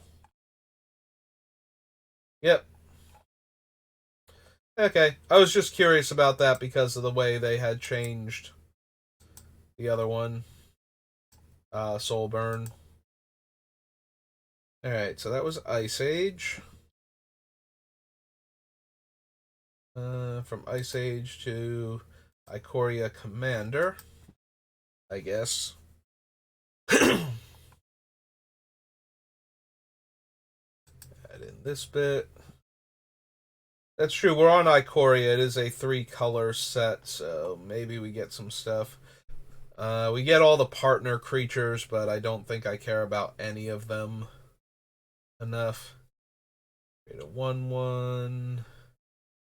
I can cast things with the fetch counters on them. Leaves the battlefield. If I have one or more counters on it, you draw a card and lose a life. Discard a card, put a 1/1 counter on the rider, and deals 1 damage to each opponent. Pay red to give it trample. Whenever a creature you control deals combat damage to a player, put a 1/1 counter on that creature. Alright, so all the single color ones come first. And then all the multicolor ones. Alright. Because they're all commanders. Like, the commander face cards and the ones that are also, like, substitute commanders. In this case, the partner characters all come first numerically. Whenever you create one or more tokens for the first time each turn, create a 1/1 bird token. Creature tokens you control gain double strike until end of turn. Not where we're at. You may pay 0 rather than paying the cycling cost for the first card you cycle each turn. Whenever you draw your second card each turn, make a red and white dinosaur cat creature token. Enters the battlefield, create a 1/1 human for each time you've cast a commander from the command zone this game. Other humans get +2 power. Cast your first instant spell each turn. If the Stormsire is tapped, copy that spell. You may choose new targets for the copy. And wherever you copy an instant spell, put a 1/1 counter on him. Enters the battlefield, put a flying counter on if you control a creature card. If any creature you control. Wait. Oh, on any creature you control, if a creature card in your graveyard has flying. My brain was not going to process that sentence properly. Then do the same for all of the other keywords. Then put a 1/1 counter on it for each counter you put on a creature this way. Vigilance, haste. +1/+1 for each experience counter you have. Deal 1 damage to target creature you don't control. When that creature dies, you get an experience counter. Trample. Whenever this creature deals combat damage to a player, return target creature with mutate. Probably not. Exile the top card of each player's library and put a fetch counter on them. Put a 1/1 counter on it for each non-creature card exiled this way. Flying. Whenever you draw a card, put a 1/1 counter on it and you gain 1 life. Target human gains flying until end of turn. Counter on it. It gains indestructible. Each other creature with a vigilance counter on it.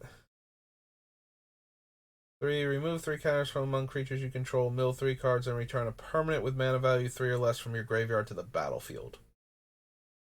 I don't think so. Leaves the battlefield, deals X damage to target player, and you gain X life, where X was its power, and it can't be blocked. Whenever an opponent draws a card except the first one they draw in their draw steps, make a 1/1 green snake token. Writhing Storm deals combat damage to a player. You and that player each draw that many cards.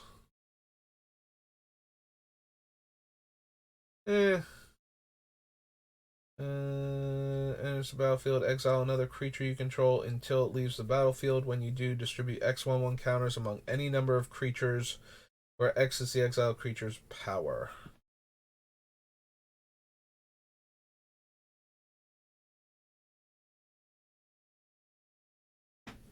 I don't think I'm casting very many spells with X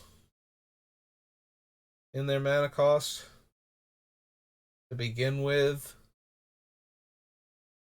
It is a 4 mana 2/3 Death Touch that taps for 2 mana of any one color. Yeah, it's probably still not anything I need. Alright, we don't need the Trilobite. We don't need the Hunt Bonder.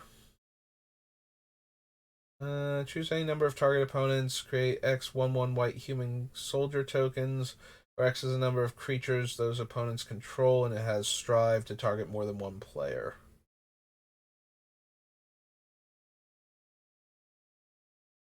I think we need the Hawk. Destroy up to 1 target artifact or enchantment that player controls. And cycling 8, destroy all artifacts and enchantments. Yeah, we're gonna want Flawless Maneuver. Like, Old Knight Commander. Actually, let's go back up this way. Yeah, I was gonna say that'll get us there faster. So.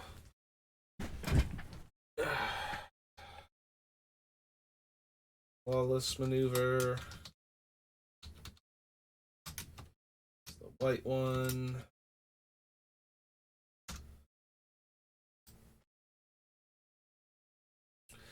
Caster, return any number of target permanent cards with cycling abilities from your graveyard to the battlefield. Think so. Don't need the impetus.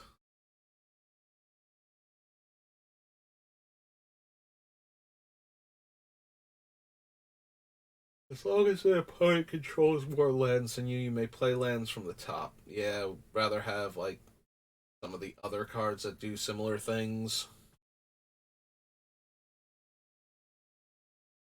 Puts lifelink counters on things. Cycle a card, become a copy of another permanent. Choose up to 1 target creature. Alright, it's Decoy Gambit. I hate Decoy Gambit. Just so bad. There's guardianship, yes.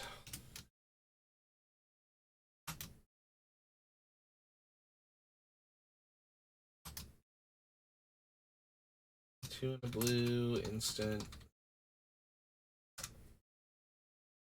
No, fierce guardianship, not fiercer guardianship. I want to see what fiercer guardianship does. Fierce guardianship's good enough. Unless it's actually terrible, like it's trying to herald back to fierce guardianship, but it's not. It's trying to do more and therefore can't be free, so it's actually worse. Don't need Nixon Metamorph. Here, Snatcher, Tidal Barracuda, Microdrax, no. Bonder, Deadly Rollick,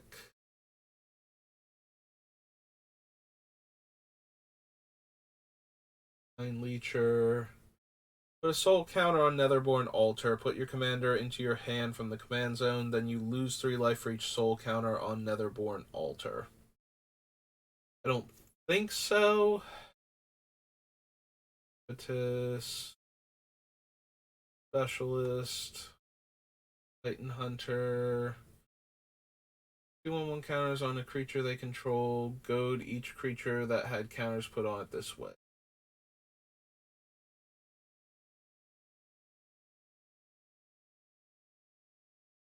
Do we want deflecting slot or SWAT? It is the 3rd strongest as far as I'm concerned of the free if you control your commander spells. It's very good at protecting your commander from targeted removal and triggered abilities. It's not just limited to spells. I guess we can consider it. SWAT. Red in an instant. Like, we might cut it just because we have the other 2. Book squad attacks, exile another target attacking creature, and then cards from the top until we hit one. One or more. Whenever one or more creatures attack one of your opponents or a planeswalker they control, those creatures gain menace.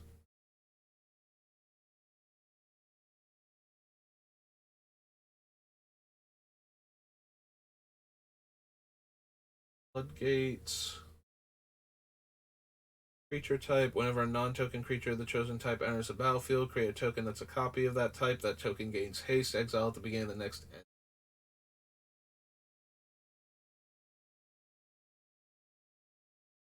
Shiny Impetus.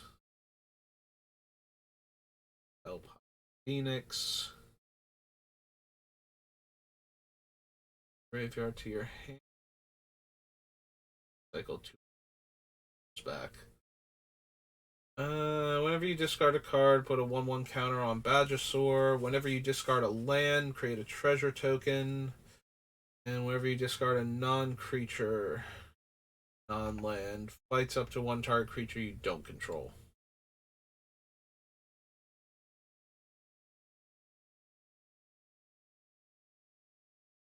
I don't think we need the Capricopian. Choose target opponent. You create X3/3 piece where X is the number of artifacts that player controls. If a player casts a spell, if it's not their turn, that player draws a card. There's Obscuring Haze, which is the green one. It is a one-sided fog. Still not quite good enough, but like certainly playable in a lot of Commander games. Probably not. Depends on how cheap your commander is and if the opponents are going to win through a massive combat step that's eating up their resources in order to do, but I was going to say probably not good enough for the more competitive commander games, but maybe if they have to be all in on the one thing in order to win the game and then they don't win the game because of Obscuring Haze being free.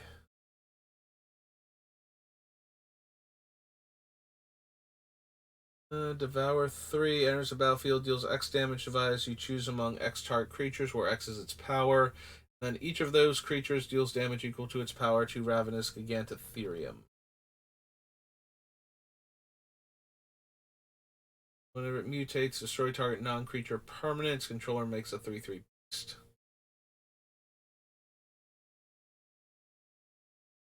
Keywords, no. Flash and hexproof, and gives out hexproof. Ornament, mana paper fractor.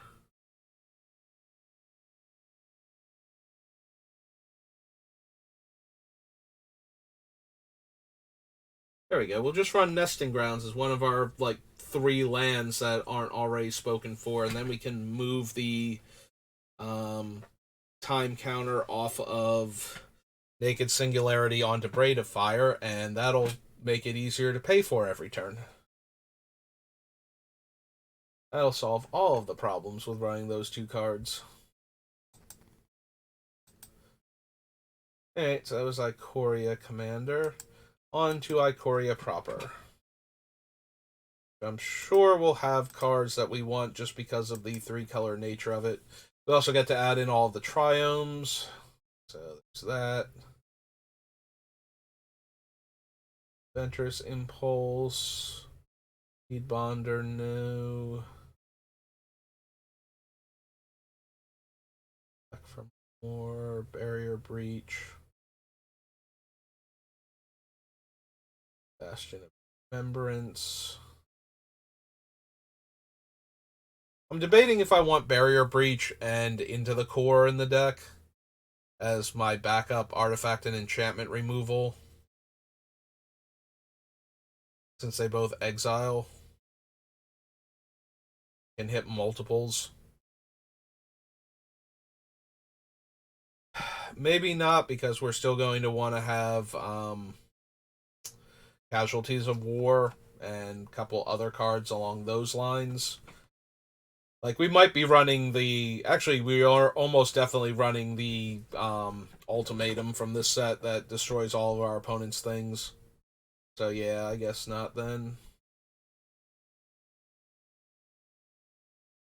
Guard Lurker, no. Boon. Alright, Brokos. Ugh, excuse me. Ugh. 1 second, need some water.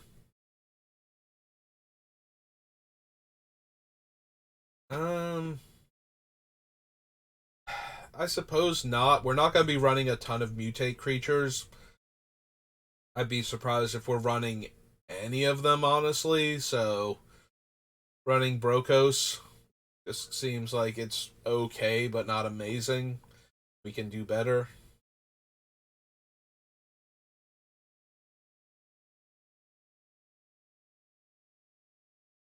Don't need Channeled Force.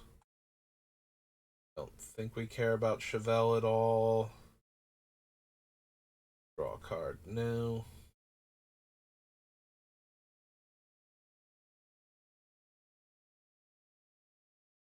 Warden, no. Death's Oasis. Whenever a non-token creature you control dies, mill 2 cards and return a creature card with lesser mana value than the creature that died from your graveyard to your hand. Gain life equal to the highest mana value among creatures you control. Meh. Yeah, I don't think we care about any of the mutation guys, so we can skip Dirgebat. Don't need to put a lifelink counter. Alright, return any number of permanent cards with different names from your graveyard to the battlefield. Search your library for 3 monocolored cards with different names and exile them. An opponent chooses one of those cards. Shuffle that card into your library. You may cast the other cards without paying their mana cost. So, Eerie Ultimatum, pretty much definitely. Emergent Ultimatum, potentially still. We will be running cards like possibly the Invocations from Neon Dynasty. Like, very color-intensive cards. So, we should be able to find like 3 monocolored spells. Also, we can just go grab, our single color removal spells and whatnot. Obviously, we don't. It's really weird to get something like Swords to Plowshares where it only costs 1 mana and we're casting 7 to get it for free, but we get it from our deck and we get the other cards too. Well, one of the other cards too, so. Alright, so Eerie Ultimatum is white, black, green. This is Ikoria.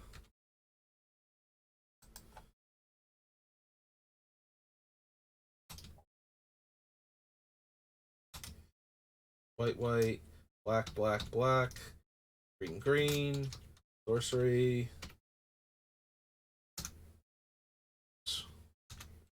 That was Eerie, and then Emergent Ultimatum is the black, green, blue.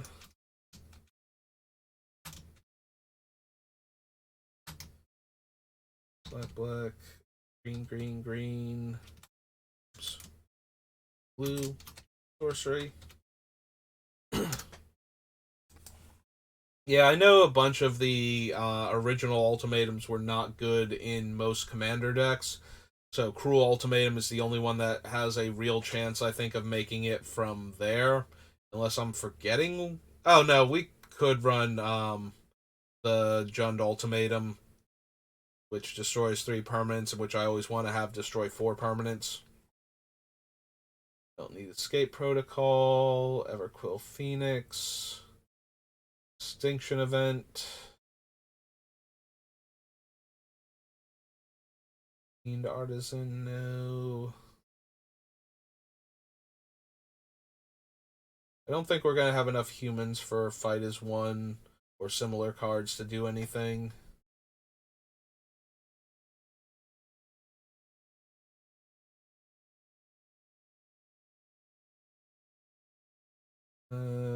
General, don't think so. Genesis Ultimatum. Top 5 cards of your library, put any number of permanent cards among them on the battlefield and the rest in your hand, and exile Genesis Ultimatum. I mean, twist my arm here. Just give me all these spells that let me trigger my commander and have big bomby effects. Probably can't run most of them by the end of this. Like, so this is the green, blue, red one. Green, blue, blue, blue, red, red. Also a sorcery. But I certainly want to. Like, is there one that's not good in Commander in this set? Because I can't remember if there is or not. Greater Sandworm.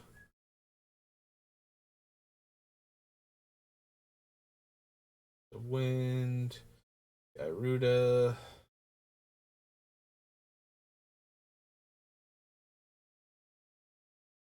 Humble Naturalist. Liger. Alright, whenever this creature mutates, exile cards from the top of your library until you exile a non-land permanent. Put that card onto the battlefield or into your hand. Yeah, without the other ones. Oh, right, this is the one that gains you 5 life, deals 5 damage, and draws you 5 cards. So yeah, all of them are going to be on the list, right? Because the last one is the one that destroys all of your opponent's stuff. Alright.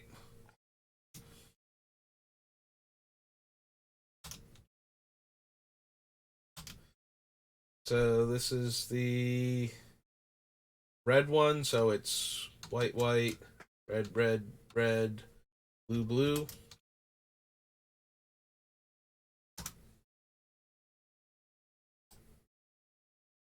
Technically it was blue, blue, red, red, red, white, white. I also skipped over Indatha Triome, which we do need. And Indatha Triome.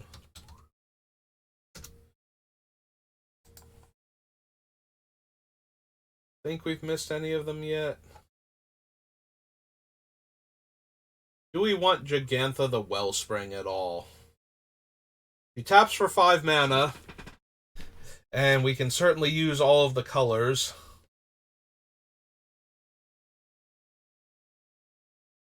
Obviously, she can't be our companion because that's kind of the opposite of what we're doing, but she does tap for all 5 colors, and we can potentially spend all of that mana in one turn. Like, she's very reasonably tapping for 3+ mana a turn with how our deck is built.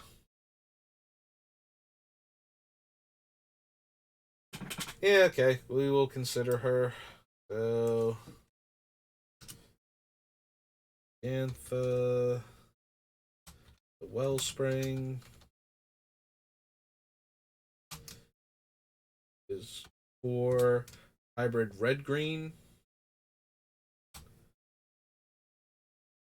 She is an elemental elk 5/5.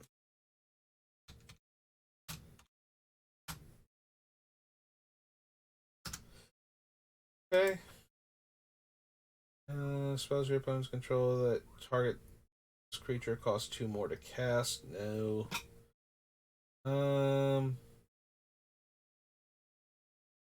Each other creature you control that's a cat, elemental, nightmare, dinosaur, or beast gets +1/+1 in vigilance, and they have to be one of those creature types in order for her to be the companion.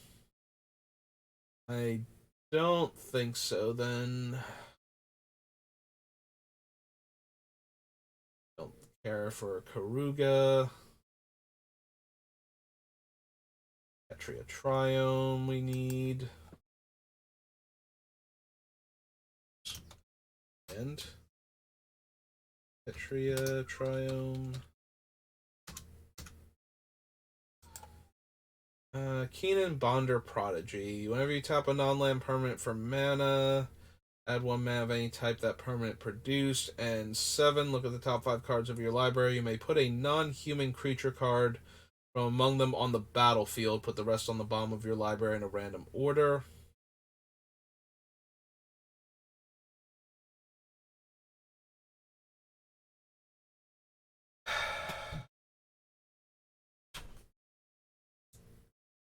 Do we care at all about this? So our artifacts would make an additional mana. And we can spend 7, look at the top 5, and potentially get a non-human. Well, I think most of our creatures aren't going to be human. I don't know how many creature cards we're actually going to be running, is the issue. Speaking of creatures we could be running that care about humans and non-humans, Kogla. So, you can come down and fight a creature, and then if he ever gets to attack, we can destroy an artifact or enchantment. I don't know how many humans we're actually going to have for that third ability, but... No, I can see him making the deck. Alright, so Kogla... The Titan Ape? What is his actual title? Yeah, Titan Ape. So that's Logla. We need Kogla.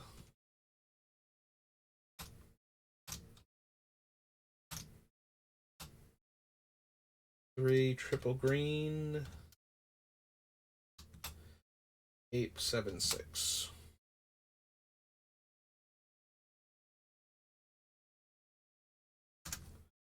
Okay. So we'll consider Kogla and his triple green casting cost. The Menace guy. War Drakus. Creature cards exiled this way again. You may cast this creature card from exile as long as you control Luca Planeswalker. And reveal cards on top of your library to reveal a creature card with higher mana value. Put that card onto the battlefield and the rest on the bottom of your library in a random order. Each creature you control deals damage equal to its power to each opponent. Probably not. Don't need Lurus. Can't run Lutri.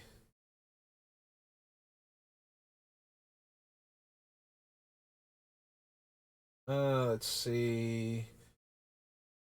Search your library for a card.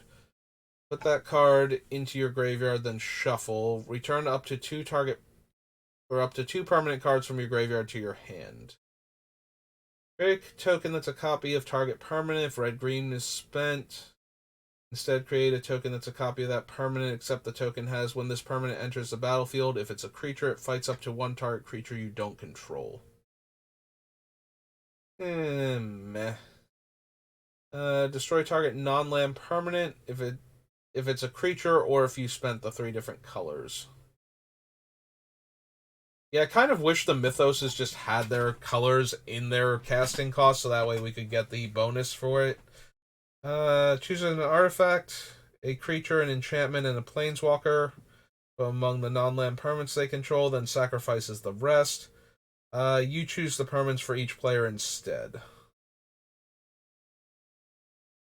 No. 5 damage divided as you choose among creatures and planeswalkers. Those permanents can't attack or block, and their activated abilities can't be activated. Narset, draw a card, then you may discard a card. When you discard a non-land this way, deals damage equal to that card's mana value to target creature or planeswalker. And whenever you cast a non-creature spell, this emblem deals 2 damage to any target.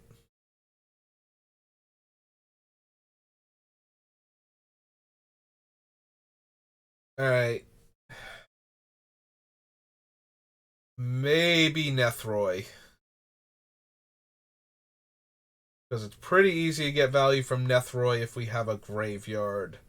And I've already picked out a bunch of like big bomby spells and a bunch of value cards. So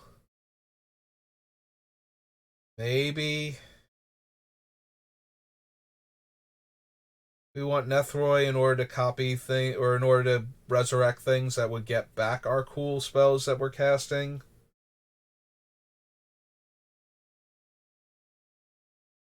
And our big bomby creatures with good comes into play abilities.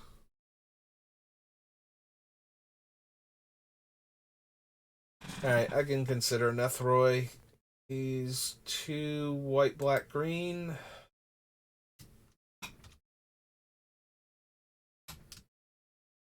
2 white, black, green. Also, what is he the apex of? Apex of death.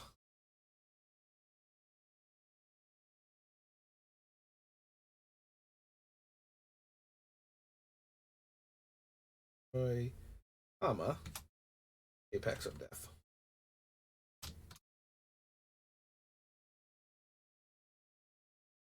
And he is a cat nightmare beast 5/5. Cat nightmare beast 5/5. Alright, there's Nethroi. Don't want Obosh. Offspring's Revenge. Beginning of combat on your turn, exile target red, white, or black creature card from your graveyard. Create a token that's a copy of that card, except it's a 1/1 and gains haste. I mean, at that point, like, yes, we can get this out way cheaper, but I would just rather run God Pharaoh's Gift over that, so. And we didn't choose to run God Pharaoh's Gift, so. Yep, scrolling too fast. Don't think we want Parcel Beast. No. Phase Dolphin, no. Porky Parrot, Pouncing Shore Shark, Primal Empathy. Quartzwood Crasher. Whenever one or more creatures you control with trample deals combat damage to a player, make an XX dinosaur, where X is the amount of damage those creatures dealt to that player. Yeah, again, it's just a big dumb creature that desperately needs haste in order to do anything, and there's Rawgrin Triome. Rawgrin Triome. Let's see, then Regal Leosaur, Yell the Everwise.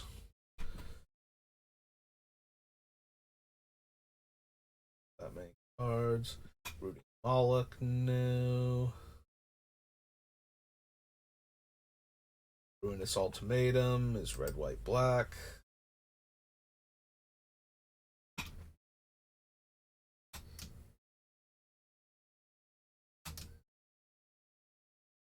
Red, white, white, black, sorcery.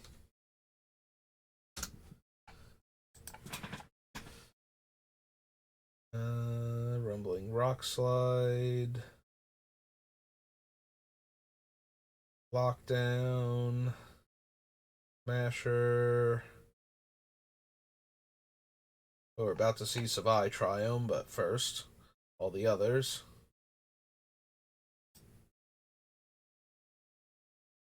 Yeah, there's Savai Triome. And Savai Triome.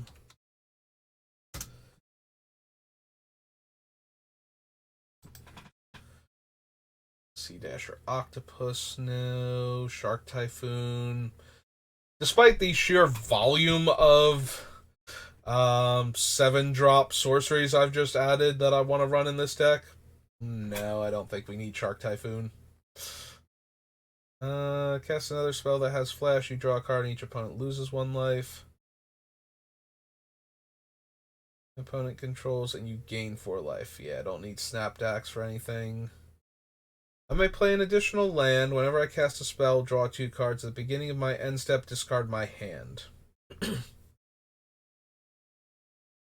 No, I don't think so. I genuinely don't think so. Sprite Dragon, no.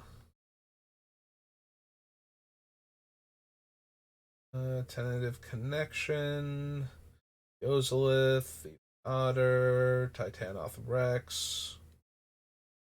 Titan's Nest. Beginning of your upkeep, Surveil 1. Exile a card from your graveyard, add colorless. Spend this mana, only cast a spell that's 1 or more colors without X in the mana cost. Well, most of our spells are X. I was going to say, don't have X in the casting cost and are 1 or more colors. So, technically, Titan's Nest does work in our deck. I don't think we need it, though. I don't think we need Umari. Vadrock, who gets back spells. Cast target non-creature card with mana value 3 or less from your graveyard without paying its mana cost. Yeah, I don't think that one's quite good enough either. Void Beckoner, no. Whirlwind of Thought. Whenever you cast a non-creature spell, draw a card. We're not specifically non-creature is the issue, so I don't think so. Zagoth Triome. I don't think we need the others. Alright, and I don't think we have enough humans to make Winota good, so let's just add Zagoth Triome for now.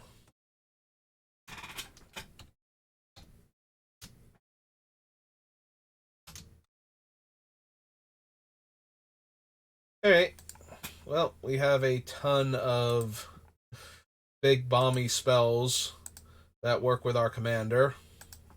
So those are going to be interesting to see which ones I actually wind up incorporating. In the meantime, we are off to the magical, fun-filled world of Innistrad. Nothing bad ever happens. Everybody's just having a wonderful time all the time. I mean, it could be worse. Could be Zendikar. Nothing good ever happens to Zendikar.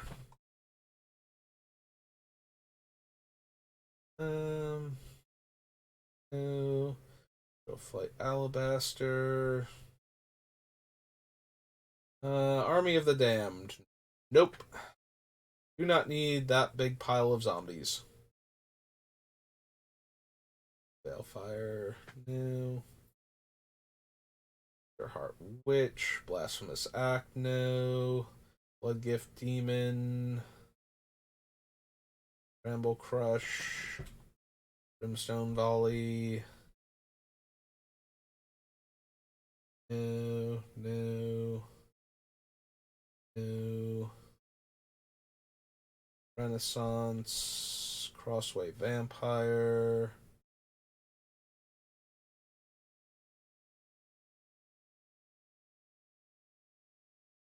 Graph. Divine Reckoning.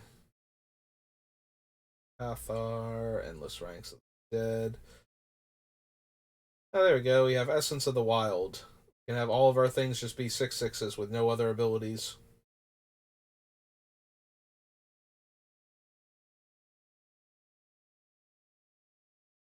Eric the Veil Cursed. I think so. Was scrolling a bit fast. Let me double check things, but no. Okay. Yeah, I got distracted by sarcastically commenting on Essence of the Wild. And I realized I'm once again just kind of scrolling until I saw Garrick. So, Geist of St. Traff, no. Okay, so none of these.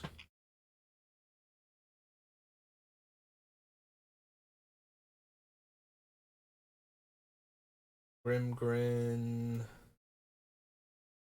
Or Harvest Pyre. Deals damage to that permanent player equal to the highest mana value. No. No. One. Instigator Gang.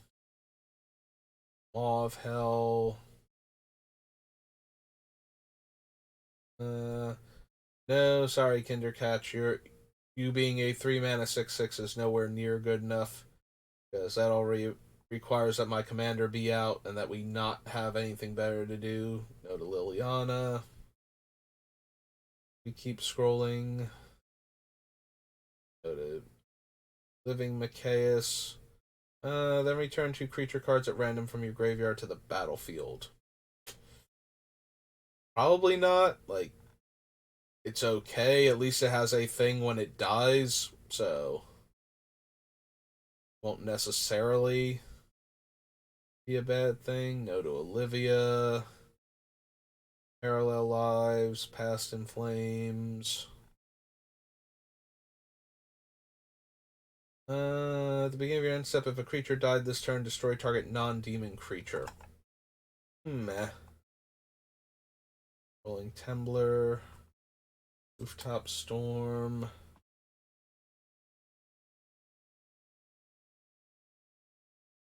No. No. No. Snapcaster. Stromkirk. Sturmgeist. No. Traitorous Blood. Redemption. Mystic Snow. Burial Rites, no. Nope. Not looking too good for Innistrad getting another card in. Nope. Okay. Made it to Wreath of Geist, and there is nothing. Alright, so that was original Innistrad. Onward to Crimson Vow.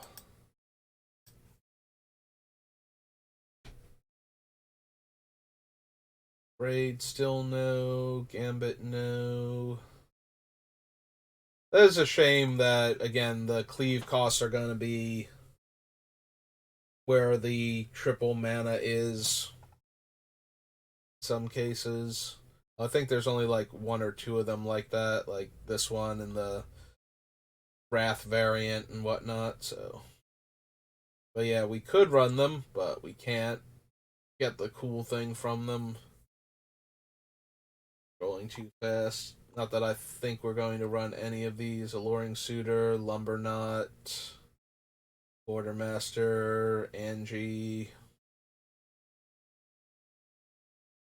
Yeah, we're not going to be running enough vampires for her. Lista Watcher, no. Dry. Bloodbat Summoner, Blood-Soaked Reveler, Blood Tithe Harvester. All of the Bloods. I feel so at home. Don't need Desecrator, don't need Gatekeeper, Illuminator, Protector, or Prowler. Okay. Go to Chandra.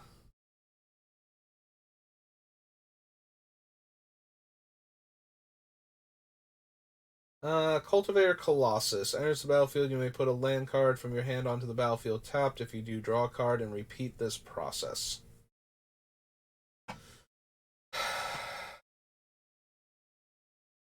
eh,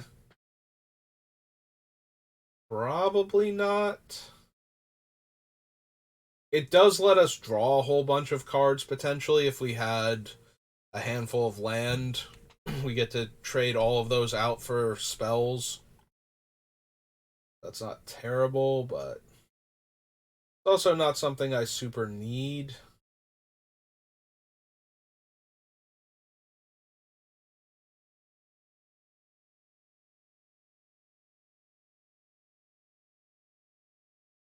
Yeah, we don't have enough basic lands in our deck for Dig Up to be good to begin with.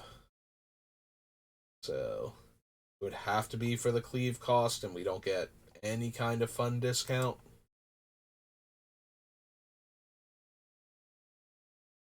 I don't need Eddie. Or Ruth.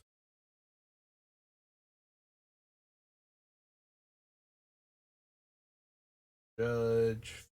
Death. Nope. Go to all of these. Glorious Sunrise. Get us triple green if we need it. The problem is the rest of our mana will have turned black in the meantime, so if we were trying to cast something silly and needed triple green plus the other colors, we wouldn't be able to get it. Unless it was specifically a green-black spell. Also means that if we do that, we get to float like 3 black mana for ever if we need to. Although if Omnath's in play, we could also have been drawing a card. So I know what I'm more likely to have been doing the entire time. Yeah, if I didn't have anything to spend that mana on to begin with, probably just drawing the card. I don't think we need Henrika. Hers, Hopeful Initiate.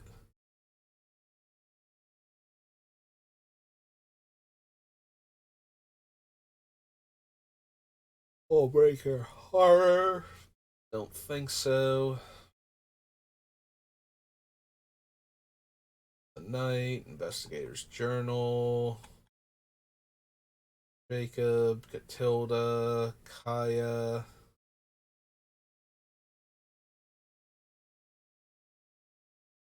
Lure of the Deep attacks. Create tapped an attacking token that's a copy of another target attacking creature.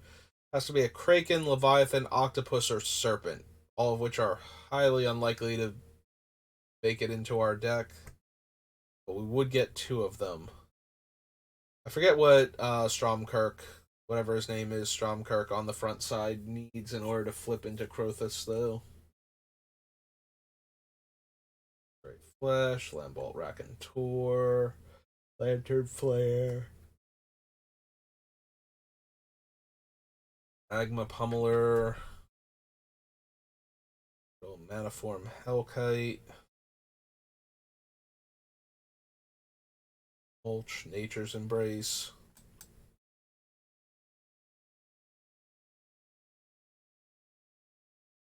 Audric Bloodcursed, Rutstein, Olivia the Bride, Tendance New, Acidic Grasp, Fire Spawn, Tide. Uno Strom Kirk. Enters the battlefield, put up to one target creature card from your graveyard on top of your library. Beginning of your upkeep, look at the top card. You may reveal it if it's a creature card with mana value 6 or greater. I mean, it's doable. I still don't think it's great for our deck, though, so... the Savior of Allenbach, no. No. Guardian Paladin, Skullscab. Join the Mirthless. Uprising. No. No to Thalia. Torrens, no to Toxroll. Like, Toxroll will be fine if he had triple black. I might actually consider him just for slowly bleeding all of our opponent's creatures to death, but don't need any of these Voldaren vampires or their estate. Bearing mind.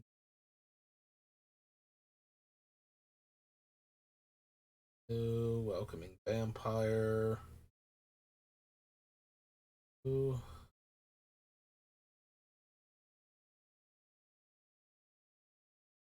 Nope. Okay.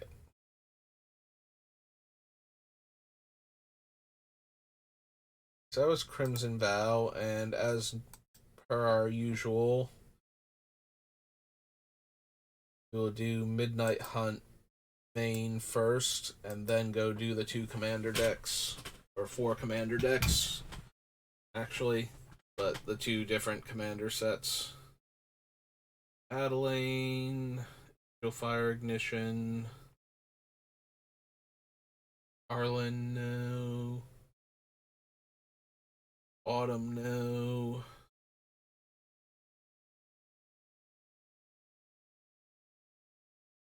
Steve, Borrowed, Cathar, House, no. Stay Away, no.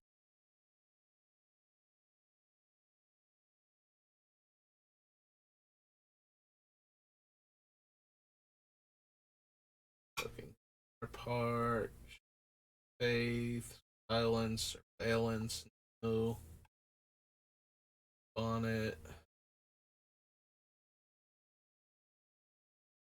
Genic. Rebirth. Effect, enchantment, or land. If a land was destroyed this way, its controller may search the library for 2. Otherwise, it can search for 1. And then dissipate. Dominance.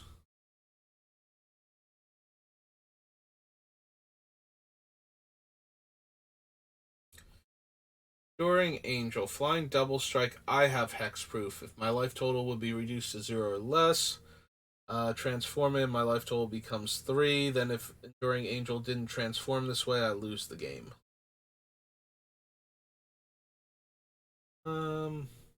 Probably not. I know it's like a 3/3 double strike lifelink on the back and keeps growing if you can gain life, but I think we need it. Vulcan Wrath, Fang Blade, Flesh Taker, Creepy Cow Mask.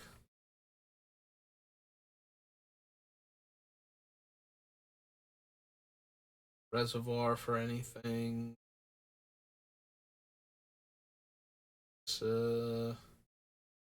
Button. Load Respite, no.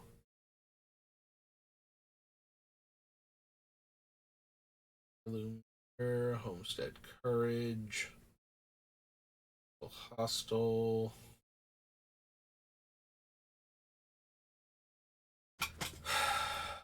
I don't think we need Infernal Grasp. We'll have Swords and Path if we want them, so just for the sake of mana efficiency and not needing too many of that effect. Flying Lifelink, whenever another non-token creature you control dies, return that card to its owner's hand at the beginning of the next end step. If a creature opponent controls would die, exile it instead. So, hates on aristocrats, gives us back our stuff unless she dies first. Hey, so this is Midnight Hunt. Yeah, I think I like this version of Lisa better than her other version. Gotten Archangel is 2 white black Angel 4/5.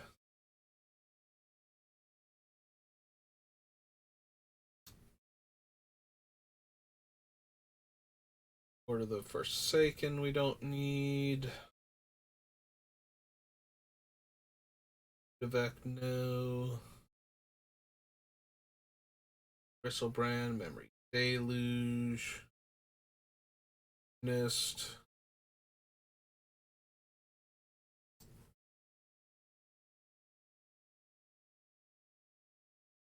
Cultist.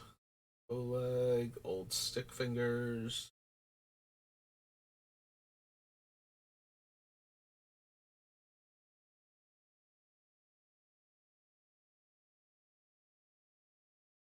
No.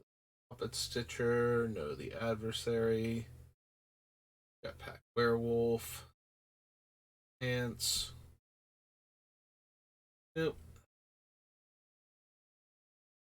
Foil. Sacred Fire. Seraph. Bigfoot. Alright, Flying Trample. Humans you control get +1/+1. If you control 3 or more creatures with different powers, look at the top 5. They reveal a human. Yeah, I don't think we're going to have enough humans for this in this deck for something like that to work. Slaughter Specialist, Slowgurk, Sludge Monster.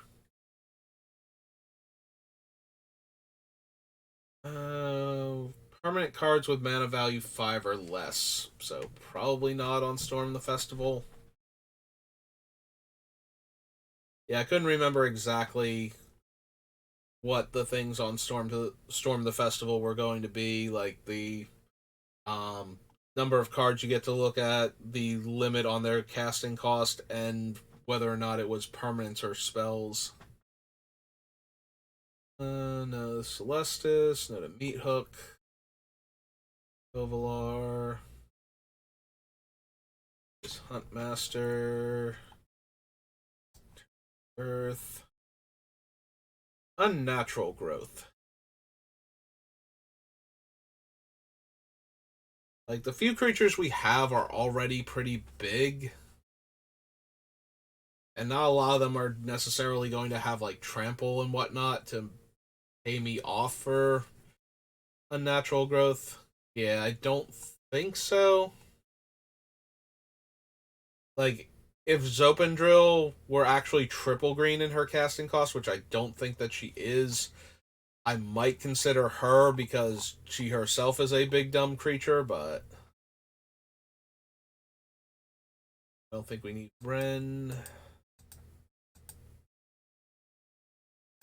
Okay, so Innistrad, Crimson Vow Commander, and then Midnight Hunt Commander.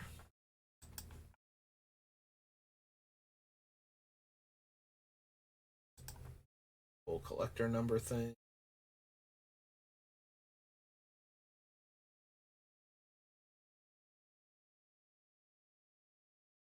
Alright, it seems to fix itself after the Angel and the Mentor, but I don't know why the Angel and the Mentor got in front of it in the first place.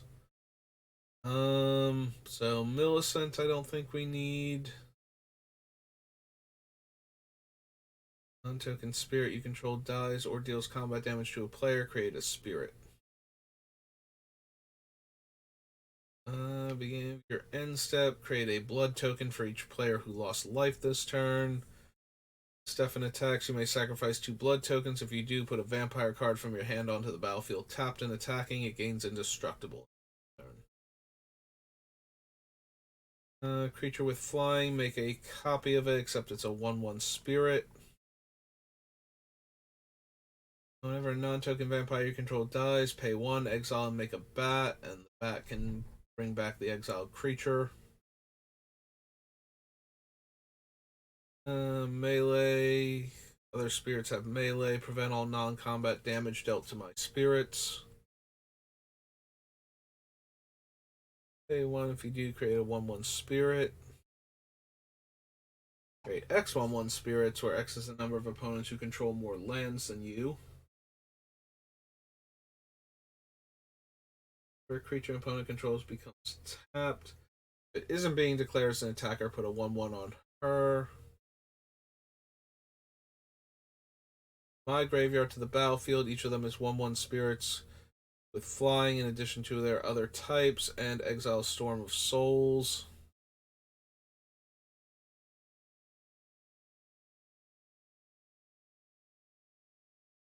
Sudden Salvation. So they have Flash. Whenever you cast a creature spell during an opponent's turn, tap up to 1 target creature. Ethereal Investigator. Second card, make a spirit. No. That one. Yeah, I've seen a bunch of these recently enough. Remember what they do while building Jin-Gitaxias, so. Sorcery spell, mana value less than or equal number of spirits. Yep. Come in. Crossway Troublemakers. No. Last Cast Heart. No. Amber the Plunderer. No. No. Whenever this creature deals combat damage to a player, exile the top card of that player's library face down. You may look at that. Sorcery, so no. Need Shadowgrange Archfiend. Imperial Alchemy, no. Player may discard their hand and draw cards equal to the greatest mana value of a commander they own on the battlefield or in the command zone. Ours is 5. Everybody else can do that too.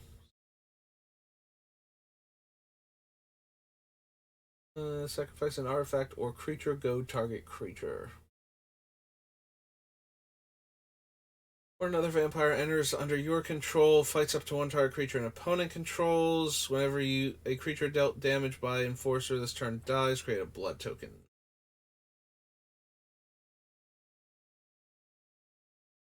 Go up to X target artifacts without mana abilities, where X is the number of vampires you can.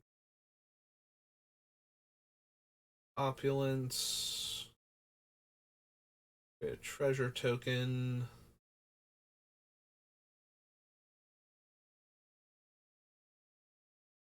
No.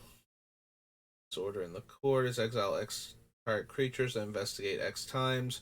Turn the exile cards to the battlefield tapped under their owner's control at the beginning of the next end step. And choose 3 target creature cards in your graveyard, return 2 of them to the battlefield, and put 1 on the bottom of your library.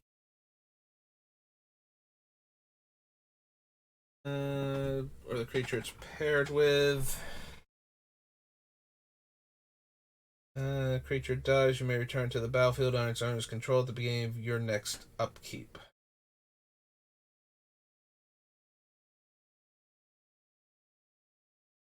Yeah, I don't think we're running Wedding Ring. Mindbreaker is creature attacks each opponent mills cards equal to their toughness.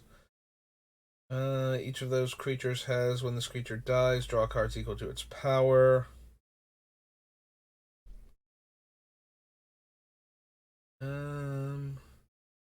Create a token that's a copy of this creature, except it has haste and loses soulbound. Exile it at the end of combat. Beginning of your upkeep for each creature you control that's a wolf or werewolf, make a 2/2 wolf.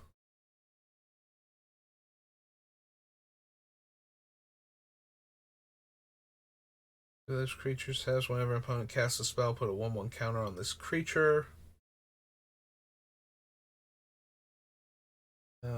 Umbrus is counter for each card your opponents own in exile. Whenever Umbrus or another nightmare or horror enters the battlefield under your control, target opponent exiles cards till they exile a land card.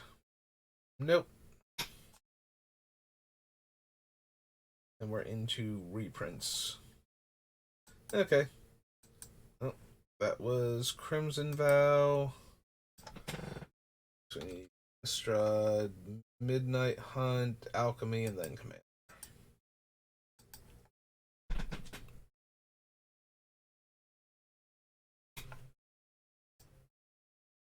This thing in.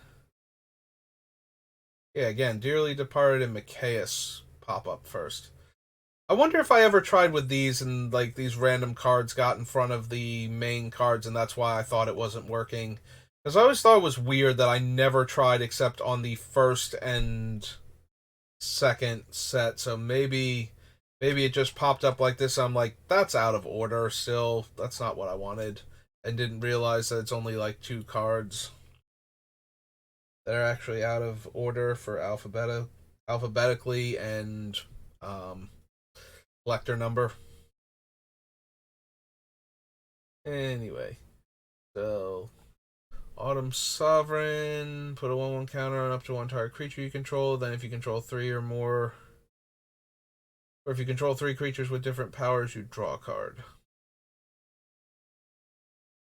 If it didn't have Decayed, create a 2/2 black zombie creature token with Decayed. At the beginning of your end step, you may sacrifice a zombie. If you do, draw a card.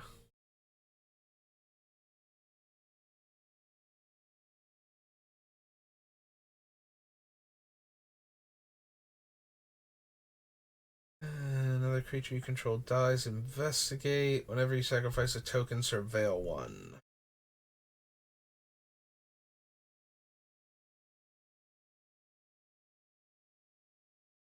Another human enters battlefield on your control. Put a 1/1 count on Kyler, Sagarian Guardian Emissary. Other humans get +1/+1 for each counter on him.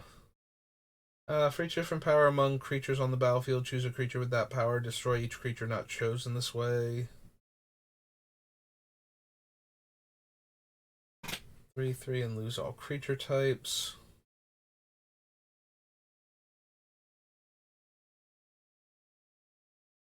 Plus from the graveyard to the battlefield where X is its power and exile it. Battlefield or attacks, choose any number of creatures with different powers. Those creatures gain double strike. Vigilance Coven. Creatures you control gain indestructible.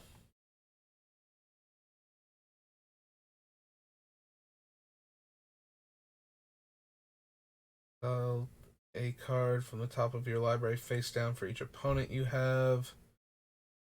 And if you control 3 or more creatures with different powers, put a card exiled with Wall of Mourning into owner's hand.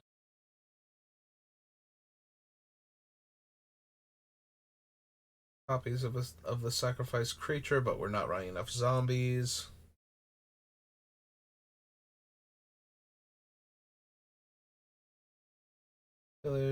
Reveal a creature card, put that card onto the battlefield under my control. That player puts the rest of the cards into their graveyard. Meh.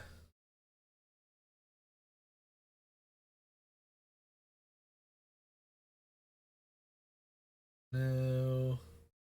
Sacrifice X zombies, so no. Those zombies I control flying. One or more zombies deal combat damage. Yeah, that's not gonna do anything. Each player mills 3 cards. You may have a creature card, or you may exile a creature card from among them, and Shadowkin becomes a copy of that card, except it has this ability.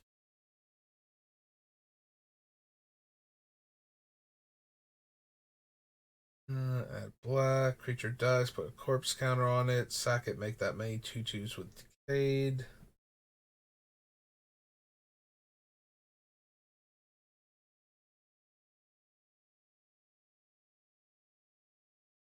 I think we that one. But any number of creature cards costs 2 less. Death Touch. Taxer dies. I get one of the cards at random that he exiled to be cast in the first place. Prowling Geist Catcher.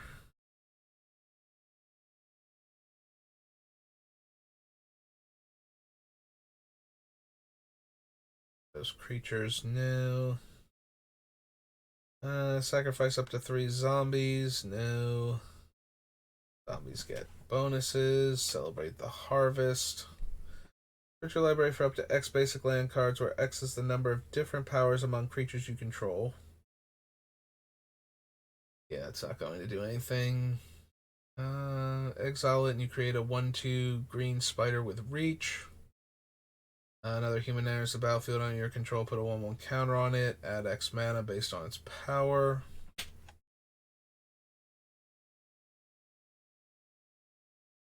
With a number of 1/1 counters on it equal to the amount of mana spent to cast it, remove a 1/1 counter, prevent all damage that will be dealt to another creature with a 1/1 counter on it.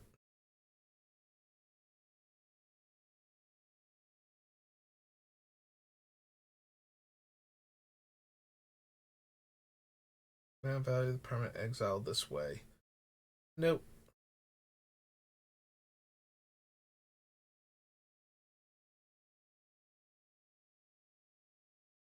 Creatures get +X and trample. That thing. We have a fair number of legends, but that's not really like I was considering Radhadrabic because of the legendary dragons that we have. I don't think Avacyn's Memorial is good enough.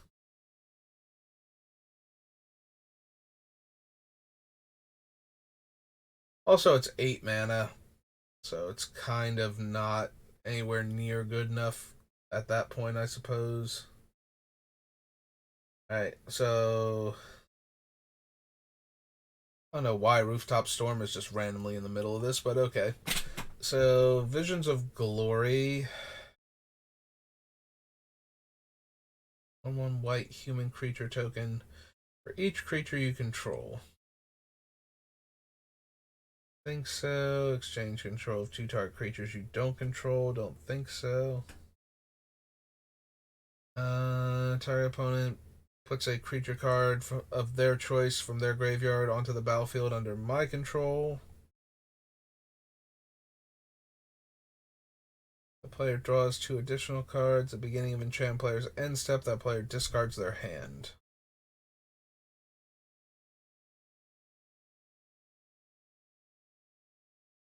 Visions of Ruin. Sacrifice an artifact. I get a treasure token for each card. Visions of Dominance. Double the number of 1/1 counters on it. We don't have enough curses for Lindy. And that seems to be it. Alright. Eye strain's starting to get to me. I'm having trouble focusing, so we're going to call it here. I've been going for almost 3 hours. That's not terrible. But yeah, it's going to do it for me for today. I hope you're enjoying this build for Omnath. I have no idea exactly where he's going. We're just loading him up on cards that technically meet his requirements and have big, powerful effects. And then we will figure out what exactly he's going to care about most and go back and refocus on that. But yeah, that's going to do it for right now. So thanks for watching, and I will see you next time. Have a good rest of your day.